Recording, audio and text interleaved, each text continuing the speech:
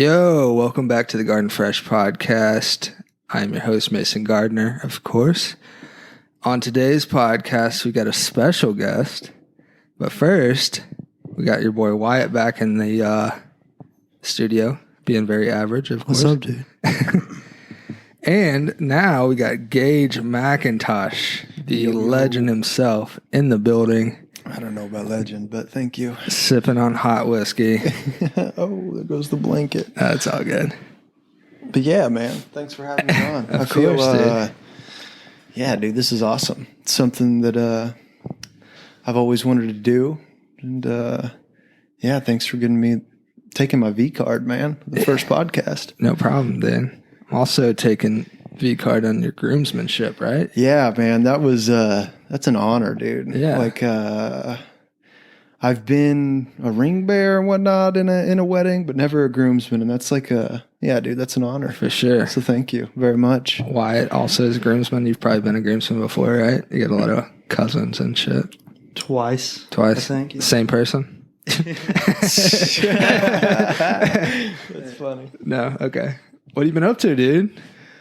Dude, just like my life has changed a lot the past couple of years. Just got engaged? Just got engaged. Engagement bros also, yeah.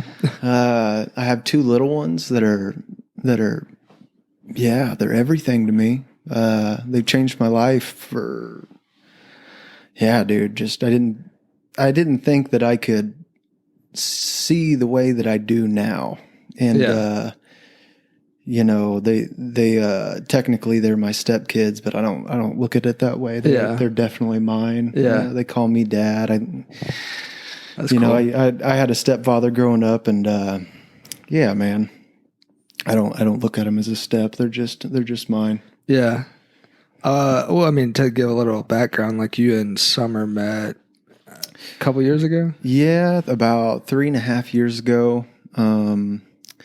I found her in Mountain Home, weirdly. Even though sitting on the side of the road? Or no, you found her? Yeah, you stumbled across her? Yeah, stumbled across her. Better to say. But yeah, man, we started hanging out, and she already had the two little ones, and I got a big family. I have 7 siblings. Yeah. In total. I think between siblings and cousins, there's 15 of us. And I was the only one in the family until 9 years old, 8 or 9 years old. Oh. Yeah. So Christmas was awesome up until then. Yeah. You know? We kind of have that in common. Like I was the only child until I was 11. I think we've talked about that. Yeah. That's kind of a weird, I don't know, kind of a weird thing. You know, some people wouldn't understand necessarily. Like, you were only child. You know, you understand the only child life, and then you understand like the brother life. It's honestly like between my siblings, like I was just so much older than them. Like I was just kind of on a different point of life, you know, and for a while there, like just when I was younger and I was still learning the game of life, I probably wasn't there as much as I needed to be just because I was doing my own thing. You know, I was, you know, when they were in middle school and whatnot, having some like great moments within sports that I feel like parents and siblings, older siblings probably need to see to give them confidence. I wasn't able to be there just because I was getting into college, or actually a little later in college. I'd already graduated. You know, I was trying to build revenue, and I moved to Arkansas and whatnot. But you know, that's life, man. Yeah. You know?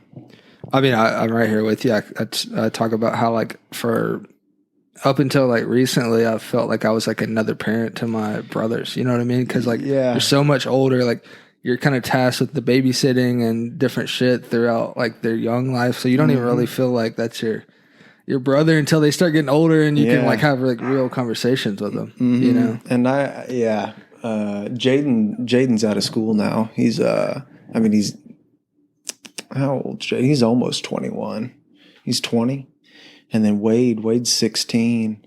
So Jaden's at that age. Him and I are connecting. We just live apart now, but we definitely connect really well. And then Wade and he moved to Mountain Home. I got my mom, sister, and brother to move to Mountain Home. Yeah, I was going to ask you about that. I know you said something about your mom. Yeah, just because, I mean, you know, we got the 2 kids. It helps having my mom there. She helps with the kids a lot. And man, I know you guys don't understand yet, but you will soon. But like, kids are a lot, you know, and like, don't get me wrong. It's awesome. And I would not change it for anything, but like kids are a lot, and man, they're the best teachers you could have to me. Yeah. You know, they teach you so much about yourself. They teach you about patience, about just humanity. Yeah, man. Yeah. And just like, you know, some things like you might think you're patient, but wait until you have a kid. Yeah. So like, before me and Mary Kate met, like there was a couple girls I dated that had kids, but actually never met the kid. Like we never got that far, you know what I mean? Cause usually a lot of like single moms will wait, you know, to let you. Yeah. Summer was definitely like that, which I completely understand. Yeah. And you probably respect, like that's for sure. So what was your, like, you met Summer, you found out she had kids. Like, what was that like? Because I'm sure we all share that same thing, but what was the what kind of got you over like that? Like, I don't want to, you know, go into a relationship with somebody with the kids, because everybody, you kind of say that to yourself until eventually you maybe find someone you're like, well, you know, for this person I would, you know what I mean? You know, I just knew she wasn't about the bullshit. Yeah. You know, and I was tired of the bullshit. Yeah. You know, like, don't get me wrong, it's fun. Yeah. And it's it's fun. Yeah. But like, you know, it's I just knew there was more. Mm-hmm. And I was just as lonely as the next one. Yeah. You know, so you know, I was ready. And I just, you know, when we started hanging out and whatnot, I knew it was right. Yeah. And you know, like, yeah, I grew up kind of, not necessarily fatherless, but my father's still around, but he wasn't around a whole lot in my youth. And, you know, unfortunately, the kid's father had passed away. And, you know, I kind of took, in my mind. Yeah, Summers. Yeah. Okay, yeah. Summer. Her ex. Yeah. Oh, dang. Yeah, he had passed away. And, you know, I kind of looked at it as like, you know, maybe I'm supposed to be what I didn't have. Yeah. You know? Yeah. And like, you know, I'm big on like, we live and learn. Yeah. And like, I don't know if you ever heard the story about the father who was an alcoholic, and he had 2 sons. One became an alcoholic, the other became a banker. And they were both asked, why did you become this? And they were like, because of my father. Yeah. You know, and I'm a big believer in we live and learn. Yeah. And, you know, I learned from that. I learned from not having my father around all the time whenever I was younger, that wasn't necessarily right. Yeah. And, you know, I just felt like that's what I needed to be to them. And yeah, man, we just kept hanging out, and here we are. Yeah. Just got engaged. So let's go. Yeah. Shout out Summer. Again, yeah. You're the one. So I feel like I have these glasses on, and we started super seriously. It's like Fear and Loathing kind of. Yeah. But, what I was going to ask is like, so you played a lot of sports when you were younger. I wonder, like me, a lot of those coaches, which, you know, as like a young athlete, you're going to have like fucking 8 coaches in your life or some shit. Oh, tons. Yeah. But, a lot of those coaches, you know, when you grow up without a father, that a lot of those guys, like, it's a kind of a roll of the dice of like what kind of person they are, but you know, those end up being like the de facto like men in your life when there's not a father, you know what I mean? For sure. And weirdly, that we're bringing it to that specifically. I was talking to my mom and Summer earlier today about that, because like just trying to figure out why I became the person I am, and how my mind has been created through the people that I've been around. Yeah. And like, you know, I get a lot of like, and like, I don't know, I feel it's kind of hard for me to talk about myself. My grandfather was like a fatherly figure to me, taught me to be very humble. So I really don't like talking about myself, but like, I feel like I'm a loving and nurturing person. Yeah. To just about everyone, if you treat me right. Right. And my grandfather, I feel like, had given me a lot of those traits, because that's how he is. And he also coached me throughout sports, and he's in the Wrestling Coaches Hall of Fame. He was a phenomenal coach in lots of different sports. Sure. But so like my coaches, like I also, man, I'm going to be real, because like, I mean, I'm just going to call it out. I can be an asshole. And like, I mean, you know, I feel like we need assholes in our life. I mean, just somebody to point obvious shit out. Yeah. Because like, you know, this world isn't fucking unicorns and rainbows. Yeah, for sure. You know, like, don't get me wrong. I love life.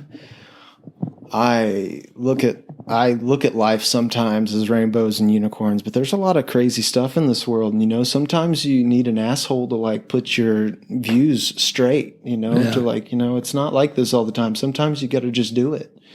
And that's what I from all my coaches, you know, they were pretty hard nosed, and that's just how sports goes. But I feel like a lot of, I got a lot of characteristics of my attitude and just my way of living from my coaches and through sports. Yeah. And I love, I mean, I don't know, I haven't been told otherwise, but I love that is what I held on to from sports, because like, I don't know, man, I'm not a quitter. Yeah. I don't give up. I mean, we've talked about this kind of a lot, but it is so much like, whether it's a specific coaches like instilling mindsets, or you learn through how he teaches you, or like doesn't teach you, kind of that, like, you know what I'm saying? Mm-hmm. Because, you know, you've been with coaches that are kind of hard asses. You've been with like more player coaches that are like really chill, and you kind of learn either way. With you have your own like kind of moral construct, and you start like building on that to create your personality. You know what I mean? For sure. Yeah. And then I'm not saying like team sports is the only thing that's going to do that, but I know team sports adds a lot of things that you can't get in like individual like endeavors where.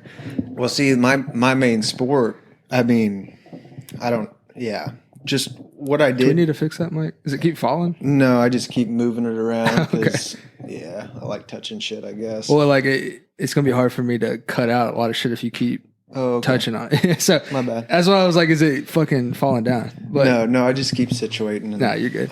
This couch is kind of awkward sometimes because it kind of makes you slide. I have these like, I don't know, it's like almost like swimming trunk material. It's sliding on the leather. But it's all good. It slides you out. Stop fucking with it. Nah, you're good. But yeah, man, wrestling was like my main sport. It was the sport that I enjoyed the most, and I wrestled from 5 years old to, you know, the end of high school. So now that's going to be more of a mental chess type situation where like you're kind of internally like strategizing and shit like that. So that's a whole nother level of, it's not a team sports kind of thing, but it's a brain thing. Yeah. And you're 100% right. But the cool thing with wrestling is that it is also a team sport. So like, it's individual. So like, it's just, you know, the 165 pounder from this team against the 165 pounder from that team. But, you know, depending on what that that wrestler does to the other opponent, whether he wins by points, tech fall, pin. Yeah. I don't know any or of these. just by points. Yeah. It's different team points. Oh, okay. Yeah. And like within state, it's different, and like they change them every year. So I graduated 2013. It might be different, but like I think like if you get a pin, like if the opponent pins the other opponent 17 points, but like if you get a tech fall, it's like 6. Yeah. A tech fall is whenever you get ahead over 15 points of your opponent, and then it's like mercy rule. Oh, tech fall, you're done. And then if you win by points, it could be like 4 or 5, something like that. I see. But so it's cool. Wrestling is super cool, and track and field and swimming, I would assume, are the same within the team aspect. But like it definitely is, I would say, mainly like individual. Just because like, and don't get me wrong, like I love all sports. I played literally every sport: basketball, baseball, football, tennis. I played a little bit of golf. Terrible at it, but you know, yeah, I don't even know where I was going at there. Yeah, it's all good. I just think got me there, man. Yeah. With that, like I just feel like it is very important, and it's harder to do as an adult, but to find something that will kind of that takes like complete focus to do. Like you're not thinking about, your life. You're not thinking about what you got to do later. Something like that, like where like if you break your focus, like you're going to get pinned. You know what I mean? Shit like that. Like in basketball, if you start thinking about your girlfriend, like you're going to let somebody score. You know what I mean? Yeah, yeah. So those type of things that make you kind of like focus in, I think are so big for you because it's kind of like expanding your like mental fucking bandwidth. You know what I mean? Yeah. And like nothing against basketball, because I totally like, I'm into basketball, and like it's all sports are difficult, but like you I don't know, it's something different. Like in basketball, you can, you might be thinking about your girlfriend, but Jerry, that's the center right next to you, he could make the play for you because you were slacking, but he was on his game. Yeah. But like with I think this is what you're getting at. Yeah, with wrestling, it's all you. Yeah. But I'm saying like, I think how it's super important just to find something like that in your life to like be able to do consistently that just takes your complete focus. I think it's huge for you. I could you just ever feel done yoga? Yeah. Yeah. Yeah. With Mary Kay, yeah. Yeah. Like not at a yoga studio. We have a Peloton, and they have like yoga classes that you can stream. Yeah. Cool. I've never done one of those. Man, like with what you're saying, I mean, yoga does that for me. Honestly, really? There's a lot of things that do that for me. Are you still into just working at jiu-jitsu? Yeah. I mean, yeah. Then that's what I was gonna after the wrestling conversation. Like jiu-jitsu has totally filled that void. Like wrestling was my main deal. Yeah. I love doing it. It was kind of in my family. Like I said, my grandpa was in the Wrestling Coaches Hall of Fame. I think like out of the 15 years he coached, I think like 13 of the years the team went to state. Damn. Yeah, and like I don't think with all 15 years that he coached, and I could be wrong, all 15 years that he coached, I'm pretty sure he had a state qualifier. So like all 15 years, at least one person went to state. That's pretty badass. Yeah, and like, don't get me wrong, I understand like you need a good group of kids coming in for that, like a different breed, honestly. But like, there's still a lot like to do with the coaching aspect, I would like to believe, at least. Yeah, yeah, definitely. And like all the ones that have come and talked to me, because they've actually become my coaches since him. Like he coached them, and then they started coaching, and then they coached me. Yeah. And like they would tell me the same thing, that like he was an awesome coach and whatnot. That's cool. But yeah. I had a coach that was just he was one of those dudes that he's a goon, like he's a goofball, but like he knew his shit. You know what I mean? Like, yeah.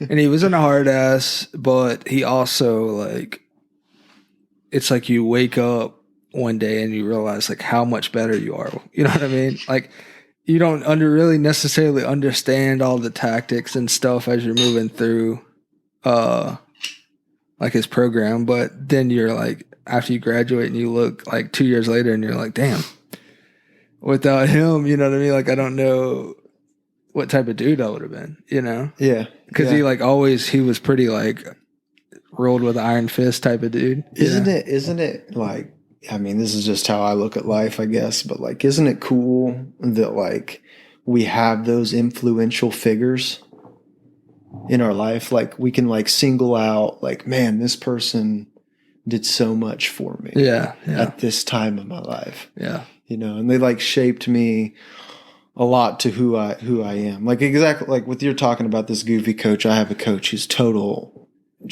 dick. Shout out Tom Toole. I know you'll never listen to this. Tom Toole. Yeah, like, Tom Toole. That's a great name. Yeah. But yeah, man, he was an asshole. Like, you know, he would come in. I was never this way, but like kids would come in to the wrestling room, be like, man, I'm sick. And he's like, well, then why the fuck are you here telling me that you're sick? Yeah. You know, like go home. Yeah. You know, like if you're here telling me you're sick, you're probably not sick. Yeah. So get up here. Stop being a pussy. And he would literally say that. And we were in high school. Oh yeah. That's how our coach was. Yeah. But he was, instead of being silly, he was a dick. Oh, he was an asshole. He was just like he would just do goofy shit. Yeah. He knew when to be goofy, when to be a hard ass, and when to be personable with a kid. Okay. He could differentiate. That's cool, then that's No, that's what I'm saying. Like he was legit as fuck. He just hated him at times, and then you thought he was halfway decent at times. Yeah.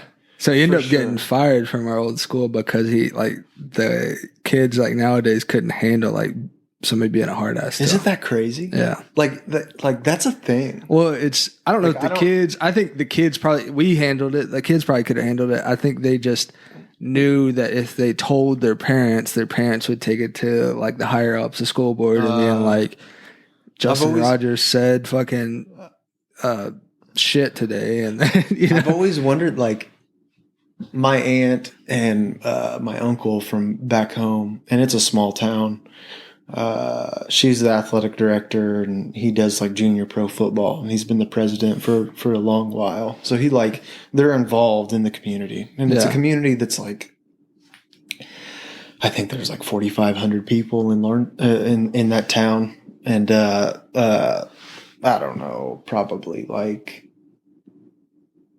maybe 30,000 within the county. Yeah. But they see a lot of the youth coming up and whatnot. And I hear a lot about it because, man, one thing I know just from having so many siblings and like them within like high school sports and like youth sports, parents are crazy. Yeah. Yeah. But like kids are definitely like, it's almost like they're being, I don't know. I feel bad saying this, but like, is it only me that thinks like it's becoming more like weak? Oh, like no. I think we all think that. They can't take the heat. Yeah. And it's like, I don't know. Like the things that they're telling me, it's like, wow, it's crazy. And like they say the same thing though. Like they, like it's kind of like that coach that's like, oh, back when I was in high school, we did this. Like you're being weak. So is it something that people just say? Or like, because I honestly think that like these kids are like becoming super weak minded physically, even and to a point. Not all. I mean, they can't take a joke. And if you can't take a joke, you don't even want to. Nah, but I think it's just like the evolution of things. It's just like, I'm sure like the motherfuckers in the 1920s were pretty hard asses, you know what I mean? Like, and it just, you fast forward to 2020, you know what I mean? Like we're probably bitches to them, So it's just like, me. Podcast. What? Do a damn podcast. Yeah. brushed your teeth this Technology, morning, man. I mean, yeah. Like I love technology. I do. Don't get me wrong. I think everyone does. I mean, you would be ridiculous We wouldn't to be doing say, this. yeah, we wouldn't. You would be ridiculous to say that technology is terrible. But I do definitely think it's taking a toll on just, I don't know, like emotional, physical, and even maybe spiritual distress to a lot of people. Like it's just like, I don't know. I think what it's doing. I think they abuse it in a way. Yeah. Maybe that's what it is. I don't know. I feel like what it's doing is because like fucking kids can like read earlier than they've ever read in, the history of time. You know what I mean? Yeah. So that's cool. I like that. Their education level, I think, is going up, but I don't know if the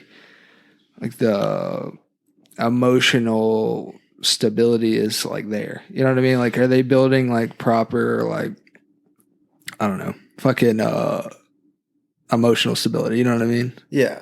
Because you're not dealing with day-to-day life, you're dealing with curated shit. Mm-hmm. You know what I mean? Like before, it was like you gotta have to deal with it because there's no other way to get around it. You know what I mean? Now there's so many ways. Yeah. Yeah. So I heard something the other day that kids nowadays don't know what commercials are. Like they watch Netflix and it's just straight through. We had to like sit, wait for a commercial, go piss, come back. There's so much that we're going to keep hearing about. That's so crazy. One thing that like this reminds me of, and I'm going through this with my 3-year-old, Ocean. He wants like specific things, like specific episodes. Like, no, I want Rocket Racers, Mickey Mouse Clubhouse. And it's like, man, I had to wait to see if SpongeBob was on next. Yeah. You got what you got. Yeah. And like, and it probably opened your mind up to like new worlds and stuff that if you only got to choose what you got, you're not gonna get forced to like consume new shit. I know. So like I'm in this constant battle. Yeah. Like in all honesty, with myself, because it's like, should I just put it on for him? Yeah. Or because honestly, and it's not even that like I'm withholding it from him, but it's like there's so many of these episodes. Like I don't honestly know what one it is he's talking about. He doesn't even know because he's 3. Yeah. He just knows it's this one specific one that he wants to watch, and we can get to it somehow. So like, should I sit here? Yeah. So should I sit here for 2 hours and comfort him? Yeah. And give that to him, or should I just say, hey, buddy, we're going to have to watch this one this time because daddy can't find it. Yeah. And that's like that's like a thing with parenting that like I said, I was in my head about it. Like I'm always in my head about these things because like, should I just give it to him? Like, should I sit here and work for hours and hours and hours to give it to him just so he feels good? Or should I let him understand that, sometimes we're not allowed to get everything. And, trust me, I get that he's 3 years old. And I'm, like I said, I'm not withholding it from him like in a malicious way. But it's like, do I want to sit here and waste 2 hours of my life trying to find a specific episode for my son just so he won't cry? Man, I feel like I have a strong opinion on that. Like it's, I grew up pretty like poor, and I feel like everything that I've ever been able to do and get, I've had to figure out how to do it. You know what I mean? I didn't have somebody like in my ear either helping me get it or in my ear fucking teaching me how to get it. So I had to literally like put those puzzle pieces together on my own. Are you happy about that? Oh yeah, I think that because of that, it allows me to feel like I have so much potential to do all kinds of shit because I feel like there's nothing holding me back. And like a key to this, like I totally agree with you. Like I just feel like you learn how to problem solve. Exactly. And when it's like, and now, like with what we're saying, like these kids, like they don't know how to problem solve. That's why like they can't take a joke. Well, it's a problem. You know, someone gave you a problem. They gave you a joke that you're supposed to laugh about, but you're taking it seriously because you don't know how to solve it. Yeah. You know, I mean, that's just one way of looking at it. I know there's billions of doors to go through to look at it, but like, well, I know people, and I'm not going to name names, but I know people that came from like more of an affluent family that like if the thing that they know how to do doesn't work, then they give up because they don't know that the next step is to figure it out. You know what I mean? Yeah. It's like, well, I can't fucking do this. This is not happening. So I don't know what to do. And I'm like, you got to start somewhere. You got to you're just going to sit on the side of the road with the tire flat. You know what I mean? Like, dude, you got to. Okay. With what you just said. All right. Yeah. And, I before I even say this, like I always tell my kids that like, I'm raising you to be warriors. Like I got a new motto. I got a new motto and like, I really like it. And it's better to be a warrior in a garden than a gardener at war. Oh yeah. It's better to be a warrior in a garden than a gardener at war. So basically like anytime there's an issue in our house, like, and it could be simple. It could be like my son or daughter wants like, I don't know, like we'll say a drink. And they just like, when they come to me and they ask me for a drink, they automatically cry for it. So they sit down and they're like, I want a drink. I want it bad. I want it now. And like, they're telling me they want it. I'm like, all right, well, we're not going to sit down and cry about issues. Yeah. Like we're a family. We're going to be warriors. All right. We're not going to sit down and cry about issues. We're going to stand up and we're going to find a solution. Yeah. So you can stand up and you can ask me for a drink and I'll go get you a drink, but we're not just going to sit in front of me and cry. Yeah. Because like, honestly, no one really likes that. We're not going to get anywhere from that. Like if you sit on you might get the opposite. Like I might not want to get if you sit down with your flat tire is not going to get filled. It's not going to get fixed. Yeah. Like whether you got to walk down the road and roll it or flip it and get it fixed, or you sit on the corner with your thumb up. You can sit on the corner with your thumb up as long as you're not just sitting there. Yeah. With your thumb up, you're doing something. You're asking for help. But if you're just crying, you got to take that first step. you're not doing nothing. Yeah. And like, crying's fine. I believe we all need to cry and whatnot. No, that's not the point that I'm trying to get across. I'm just saying, like, we got to do something. Yeah.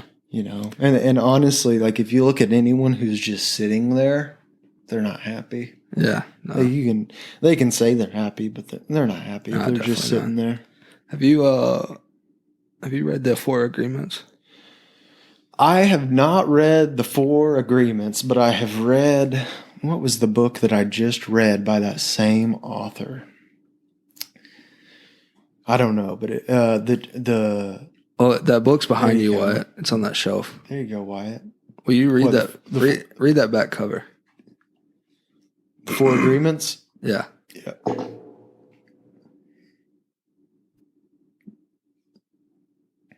Out loud. Yeah. I'm trying to get some names down. Okay. I thought you were just like about to like report back. What's the author's name again? Can you say it? On the Amber or no? On the is it Polio or Dan Millman?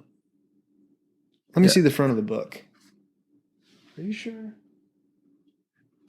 Yeah, it's Dan or Don. It's author Dan Millman. Okay. MILLMAN. All right, maybe it's a different author, the book that I'm talking about. But go on. Sorry. In the 4 Agreements, Don Miguel Ruiz reveals a source of self-limiting beliefs that rob us of joy and create needless suffering. Based on ancient Toltec wisdom, the 4 Agreements offer a powerful code of conduct that can rapidly transform our lives to a new experience of freedom, true happiness, and love. Dude, so I'm about halfway through that, and I'm glad you're reading that book, man. Oh, dude, it's just because we've had conversations about things around this. I'm glad you're reading that book. Yeah, dude, it's fucking great. Yeah. I've heard so many people on different podcasts talk about it, and I'm like, fuck, I gotta get it. Like, it sounds pretty badass. But I'm through the first 2 agreements, and it really kind of opens your mind to like how the human how humans just kind of think naturally, and then how you can kind of like use that to your benefit when it comes to like problem solving and shit like that, you know? For sure. I'm sorry, the author is Don Miguel Ruiz. Yeah, that's the Miguel. Yeah. What was the last name? Ruiz, Yeah. I think. Yeah, that's what caught my attention. Yeah, I just read his last book. It was very good. Yeah. I'll give it to you. Let you read it. But Summer actually listens to this book on audiobook about once a year. Four Agreements or that? Yeah, Four Agreements. Oh, that's badass. Yeah, and she really likes it. It really roots her and just allows her to, I don't know, get clear minded year after year. He's a very interesting guy, the author. Yeah. Like I'm gonna give you. Can you look up when that was written, please? 97. 97. That makes sense. That and the book that I give out the most, I'll go buy it just to give it out. I gave it to Mary Kate's brother for fucking Christmas this year, but it's called The Outliers. It's a Malcolm Gladwell book. You know about that? Sounds familiar. That's where he came. I know I haven't read it, but it sounds familiar. Did they make a movie? No. He outlines the 10,000 hours principle. You know about the 10,000 hours? No. Like, so if you do anything, you practice guitar for 10,000 hours, you'll be a master. You can't get any better than what you could be after 10,000 hours. You know what I mean? So like, I could understand that. If you start at 10 years old, you do 90 minutes a day, 10,000 hours, you know, you'll hit that by 20 years old and you're going to be badass. But most people, you know, don't practice for an hour and a half a day. Dude, that right there, just everyone who's listening, that's a cheat code. Oh, dude, it's crazy. And it's like, and if you put that in perspective, what did you just say? What was the age? 10 to what? 20. Yeah. And I think you 90 reach minutes a day. I think you reach That's it. An hour and a half. I think you reach it before 20, but it's like that's a cheat code. Yeah. You want to be successful at something, you do that. Like I haven't ever heard this theory, but I mean, like, just the fact, like, look up 10,000 hours theory. Like it's in the same ballpark. Like anytime I used to be a personal trainer, so like my friends, they're always like, whenever I'm talking about shit or I'm boosting people up, they're like, life of a trainer, man. Life of a trainer. I'm like, hell yeah. But, you know, I always refer this back to like walking. I was like, you know, like people will be like, man, I suck at this. Like, I'm just terrible. I don't even want to do this anymore. And I'm like, you know what? You sucked at walking. You sucked at walking. Yeah. But you know what? You didn't cry about it. Well, you actually did cry about it, but you kept getting up. Yeah. And you kept getting better. And I was like, to everybody, I say this multiple times a week to people just who have problems with something. I'm like, now look at you. You can run. Like, and literally, like it's, you know, you keep right. Fucking point. Yeah. Yeah. I mean, the same deal. Like if you put the time in, you put the work in, you're going to be good. You could become a master. I would say anybody that can run is a master at walking. Yeah. You know, so I'm sure everyone's spent 10,000 hours walking. Yeah, definitely. You know, so will you read that out? This is a rule. It takes 10,000 hours of intensive practice to achieve mastery of complex skills and materials. Yeah. So like the book is kind of going over, like it says Bill Gates there, but it's going over all the big time, like successful people, kind of explaining like through their life how they like devoted so much time to certain things and then now they're like at a certain level. You know what I mean? Yeah. Are y'all a Gary Vee guy? I like Gary Vee. I do, yeah. I do. You actually enjoy watching his videos? Well, so like Gary Vee to me is like you're going to reach a point where like you understand what he's putting out and then you're not going to enjoy it as much. But I dig that. You know what I mean? Like you get what he's trying to say and he's just trying to get people to like believe in themselves. That's what I feel like. If you don't have drive, you need to listen to Gary Vee. Yeah. Because like he just gives you, you know, like it's that hard assness thing that we were talking about earlier. Like he can you know, we were fortunate enough to learn that from sports. Yeah. But like a lot of people aren't that fortunate. They can't make the click, or maybe they weren't in sports, you know. Like I don't think he was in sports. Yeah. He's a little guy. A little dude, yeah. You know?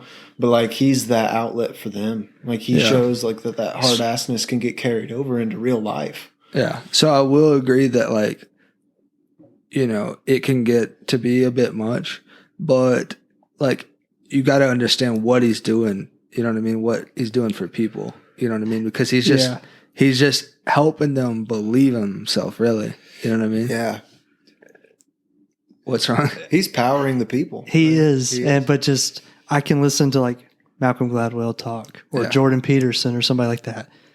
There's something about him, man. Well, yeah. I mean, I know it's different for every person. Is it annoying for you? Yes. Is it like a voice thing? Because don't get me wrong. No, like it's not a voice thing. It's the message he's putting out. Well, it irks me a little bit. Do you feel like that you have a little like you're unmotivated and maybe him constantly tell you no, like motivated? I just said, I can listen to Malcolm Gladwell or Jordan Peterson. I haven't listened to those two. You know Jordan Peterson. I probably do. I've probably seen like clips. The dude that's on Rogan all the time. Up a picture? Yeah. But just something within me, I can't take Gary Vee, which might not be the same for someone else. Well, Gary Vee is not as elegant as those two. Both of those are like fucking super educated cats. You know, and I think that's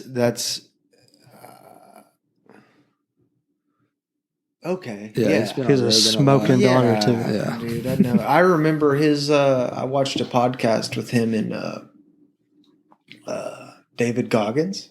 I believe it. Yeah. Was it? And like maybe he was like, you just it's the part of the podcast that I guess they make a bunch of memes on and whatnot. But like he's like, you just don't understand my life. And Goggins is like, actually, I do fucking understand. I was right there. And like, just like the biggest issue that you're having right now is that you think that like your issue is just for you, but like you could literally go outside, throw a rock and hit a person that's having the same issue. Yeah. You know? Yeah. Yeah, it is very easy to get kind of wrapped up in your own life and think that that's the only thing that matters. And at some point, like, you know, if you don't pay attention, if you don't worry about yourself, who is? But on the other hand, you got to be kind of empathetic to everybody around you. Well, you search Jordan Peterson, I think it's like Essay. It's him and his daughter started a company, Essay. Oh, you know his daughter's name. Why it's a fan. Bleeders.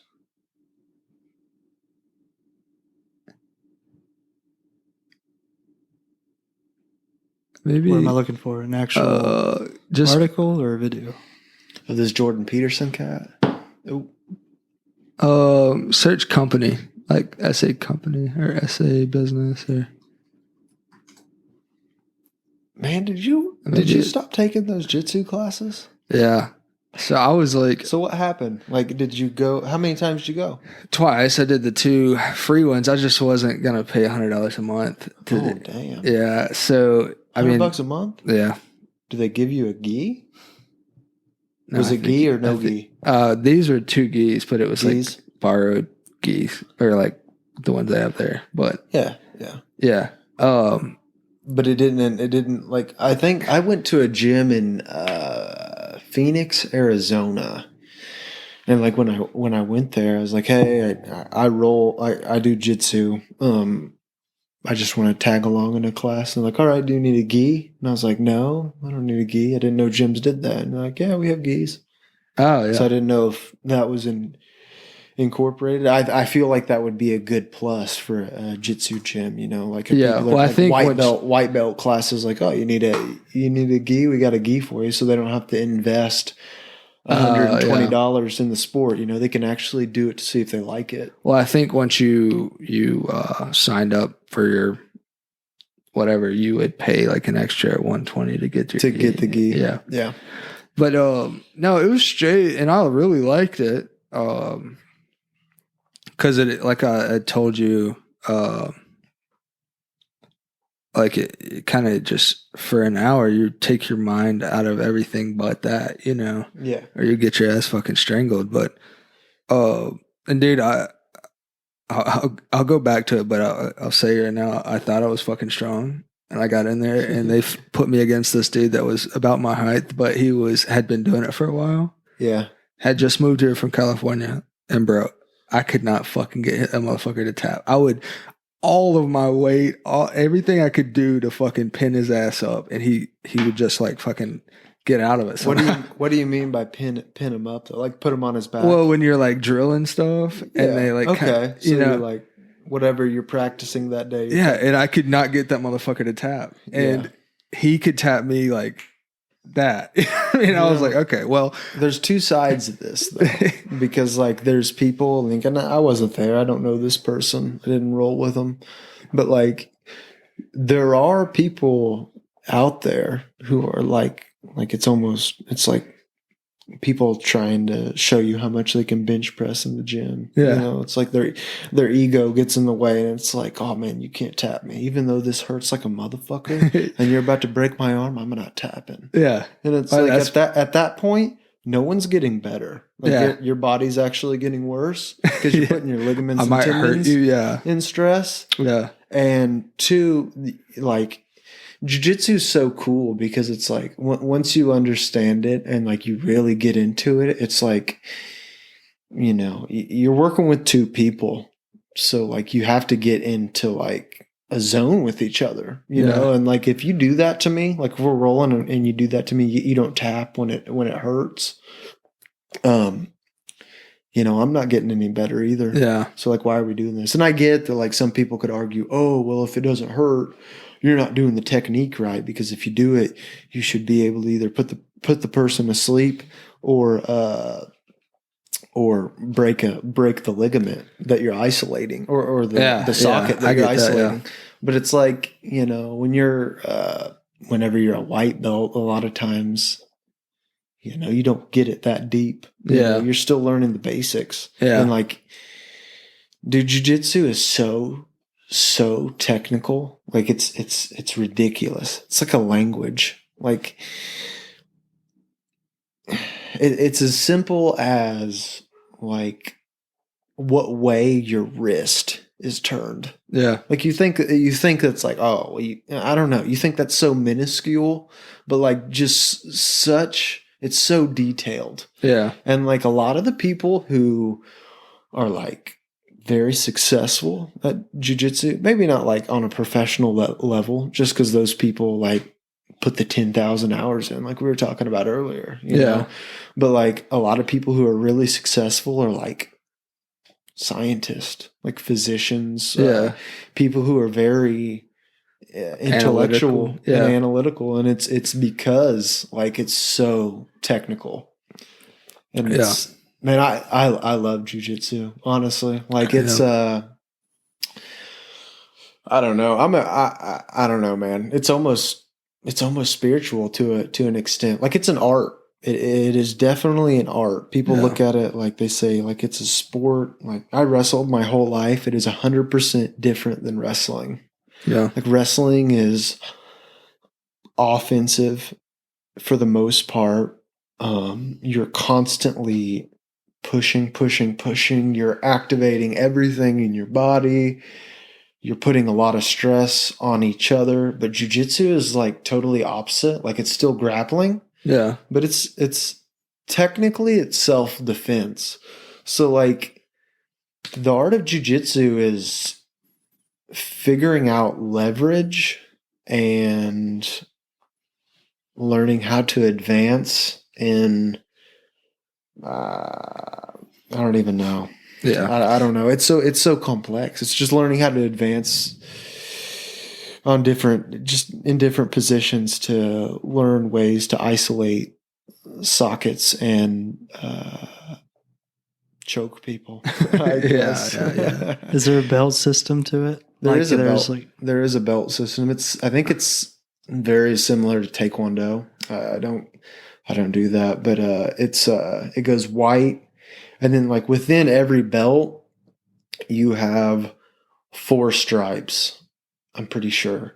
And like after your 4th stripe, like when you would advance to your 5th, you just go to a different belt. Is that what they mean when they say like 4th degree blue belt? Yeah, 4th degree or a 4-stripe blue belt if someone says that.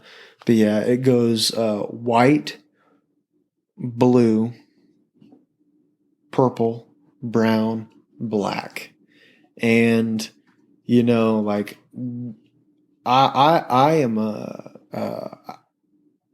I look at myself as sort of a martial artist. I respect martial arts, all of them. You know, I wrestled since I was very young. Now I do jiu-jitsu. I've done a little bit of boxing, and like they all hold their own greatness. Mm-hmm. And yeah, man, I respect them all. They're all great, and they all have their purpose. And yeah, man, yeah. Have you ever met anybody that has practiced multiple Definitely. sports, I guess, boxing, jiu-jitsu, wrestling, Definitely. like all together? Yeah. One person. So I work out at C12 gym, Mountain Home, Arkansas, and shout out Nick Coleman and my buddy. Actually, that what you're describing, a person he does that. He did MMA, but also Eric McCrary. He's a purple belt. He like goes to like fucking Thailand and shit and trains. Damn. Yeah, like Eric's fucking cool, man. Like, you guys need to meet. You guys would jive. Really? Yeah. Eric's cool. Super cool tattoos. Just a cool cat, man. But dude, he's a killer, man. Like honestly, our gym, we have a lot of killers in our gym. Really? Yeah, well, I think every gym could probably say that they like saying that about their people. Yeah. Like calling them killers and whatnot. But like, yeah, we have a lot of people at our gym that are like, yeah, they could do some work if some shit got heated. That's dope. Yeah. What? Oh, Just like, that's wild. yeah. Yeah. But there's multiple people at the gym that do the boxing and the jiu-jitsu, and But they're proficient in all of those. you're saying like very good at all. Yeah. You know, I've never seen Eric box, but I wouldn't say that he's bad at it by any means. I will say, like, I've wrestled my whole life, and I know a pretty. I take that back. I don't know shit about jiu-jitsu. It's so vast. It's so broad. I think even a black belt could probably tell you that some of them. But like he's very knowledgeable. Like he demolishes me in grappling, and like, you know, that goes a long way. Look at Habib, man. Yeah. Like he left the UFC. Do you watch UFC at all? Yeah. Okay. Yeah. You watch UFC? What? Every once in a while. Every once in a while? Fight. I get into it just because I like martial arts. Yeah. But like Habib, he never bled. No one made him bleed. Well, didn't he not get knocked down like a single time or some shit? I think McGregor got him good one time. Oh, really? I could be wrong. Yeah. I think Or McGregor maybe that got was him good used one time. one that had never been knocked down. I know he got McGregor good, stumbling back, but I'm pretty sure McGregor got him good one time too. I know McGregor bitch slapped him, so that was enough. That was funny. And just, I like McGregor in a way. I you know, if I was up against him and I was getting all the shit talk he was giving to me, I would hate him. And I still kind of not like him because of that reason. But then again, that dude knows how to promote a fight. Like, I will say this. I probably would have felt the same way with Tyson coming out, and Tyson was a legit fucking killer. But like, man, when he comes out, he gives me chills. Like, and you know that go whether he's not good or good, even though I know he's really good. You know, that says something when you're an entertainer like that. Well, even Ali, dude, look at him. Dude, Like, that's Habib. Habib's an animal. So like, see that dude. What I was getting at with Eric, like if you just watch, Habib's a wrestler. He grew up in Russia. I think it's called Sambo is the type of wrestling that they do there. It's its own type of martial art, but it's called Sambo. It's just a lot. It involves a lot of wrestling. But yeah, dude, he he wasn't that necessarily great of a striker, even though he did get very well. But man, he dominated people on the ground. He would take people to the ground and he would maul them. And he would tell them before he would do it. He said, "I'm going to take you to the ground and I'm going to maul you." There's no scratch on him. Like he left the UFC with no blood being on the UFC canvas. That's awesome. He never bled. That's crazy because I feel like it just. And like, don't get me wrong, that gives you some GOAT status, but I don't think Khabib's the GOAT. I think he got out too early. That's when he tapped out Dustin Gaethje. You know who I would Gaethje's a bad motherfucker. Yeah, dude. You know who I would love to see is Khabib and Charles Oliveira. You know who Charles Oliveira is? Are they in the same weight class? Yeah. Oh. I'm pretty sure. Yeah. And dude, Charles Oliveira is a fucking killer. Yeah. Dude. His jiu-jitsu is so clean and like it's almost ridiculous how precise he is just as a fighter because he has so much in his arsenal. Like he has so much in the bag that he can bring to the table and like other people can't even compare. Like he knocked out Michael Chandler. He knocked out Justin Gaethje. Michael Chandler should have never had that Actually, fight, I take that back. You might want to fact check me here, but like I know he took all three of these guys out. Michael, he beat Tony Ferguson. He made him tap out. I'm pretty sure, or maybe they just called the fight. Michael Chandler, he either tapped out or knocked out. Justin Gaethje, he tapped out or knocked out, and Dustin Poirier, he knocked out or tapped out. He finished him either way. That's all that fucking matters. And dude, that dude's a killer. And I don't know if you've seen what happened whenever he fought. It was his last fight. I can't remember if he fought Poirier or Chandler. Poirier's the first one. Yeah, I'm pretty sure it was Poirier. Well, they because Poirier December was 11th, Poirier was the champ. Look the fight that Oliveira missed weight. That's all that matters. Whatever that fight, I think that was set up, man. I don't, like I'm not in the industry. Like I don't know what actually goes on there, but like I don't know how fond I am of Dana White. Like I don't know. I think he probably. I think he's like. I mean, going back to like people being like kind of younger people being kind of weak. I think that motherfucker is like a true like man. Though. Totally. Like and I respect that aspect. He doesn't give any like whatever he needs to say, he'll say it. He's not gonna back down to anybody. Like I love that shit. I respect that. Yeah, and that's like Gary V. That's why I like Gary V. I like people who are like that, who don't back down. What do you think about fucking Andrew Tate? He missed weight against Gaethje before he gets started on that. That's a whole nother yeah, it is. Tate. It's a whole nother rabbit hole. Yeah. Well, I just think like I'm gonna just wait. Who was it? Gaethje. He missed weight with Gaethje. Yeah. And then he went and knocked him out. Yeah. He's just a killer. That kind of ends that. I believe he's the champion. He basically the belt got robbed from him, and like now he's not the champion, but he's the fucking champion, dude. Like he beat everybody. You gotta pee? I gotta do the same. All right, we can pause it. We'll talk about Andrew Tate when y'all come back. Cool. Yeah, that's a whole nother Yeah. hour. I feel like. Yeah. Cool. All right. After the bathroom break, Gage is peer pressuring me into downing some whiskey. So Wyatt got me a glass. Four Roses, single barrel. I don't know anything about it. It's good stuff. You hold that. All right, you got it? You hold it. Okay. Yeah, I got you. There you It says go. right here you're drinking a $1,800 bottle. Oh shit. $1,800. Is that how much you pay for that? 50. Thanks, bro. 50. If you'd have brought $1,800 to the fucking, we're having an engagement party after this, so that's why we might be doing part 2. So might be continuing this episode, or it might be next week's episode. I don't know. But what's up with this whiskey?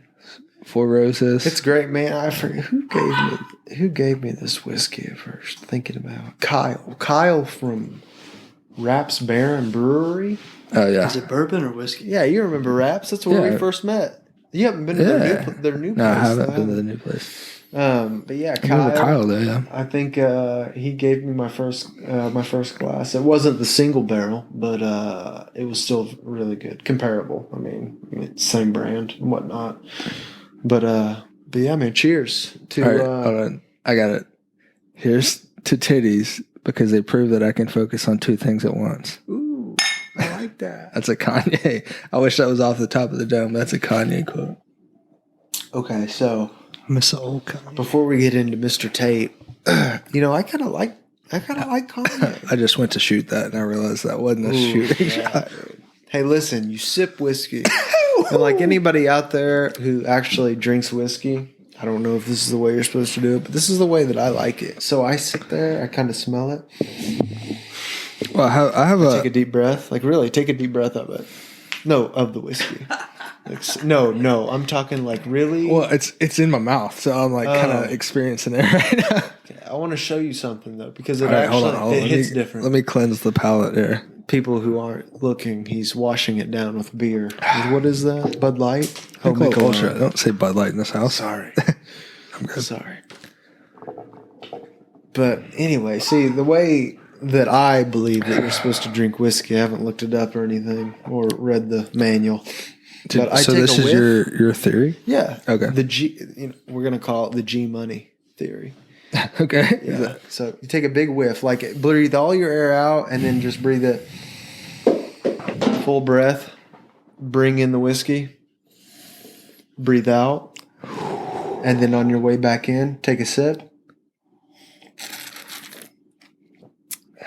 And then take it back. Mason just shot You it. see, Well, I already shot most of but it. even if you did that, you see how there's no bite. Okay, is there a bite? Yeah. Maybe you did a little too big. Yeah. To me, like it's the aftertaste of whiskey. Like I like. Yeah.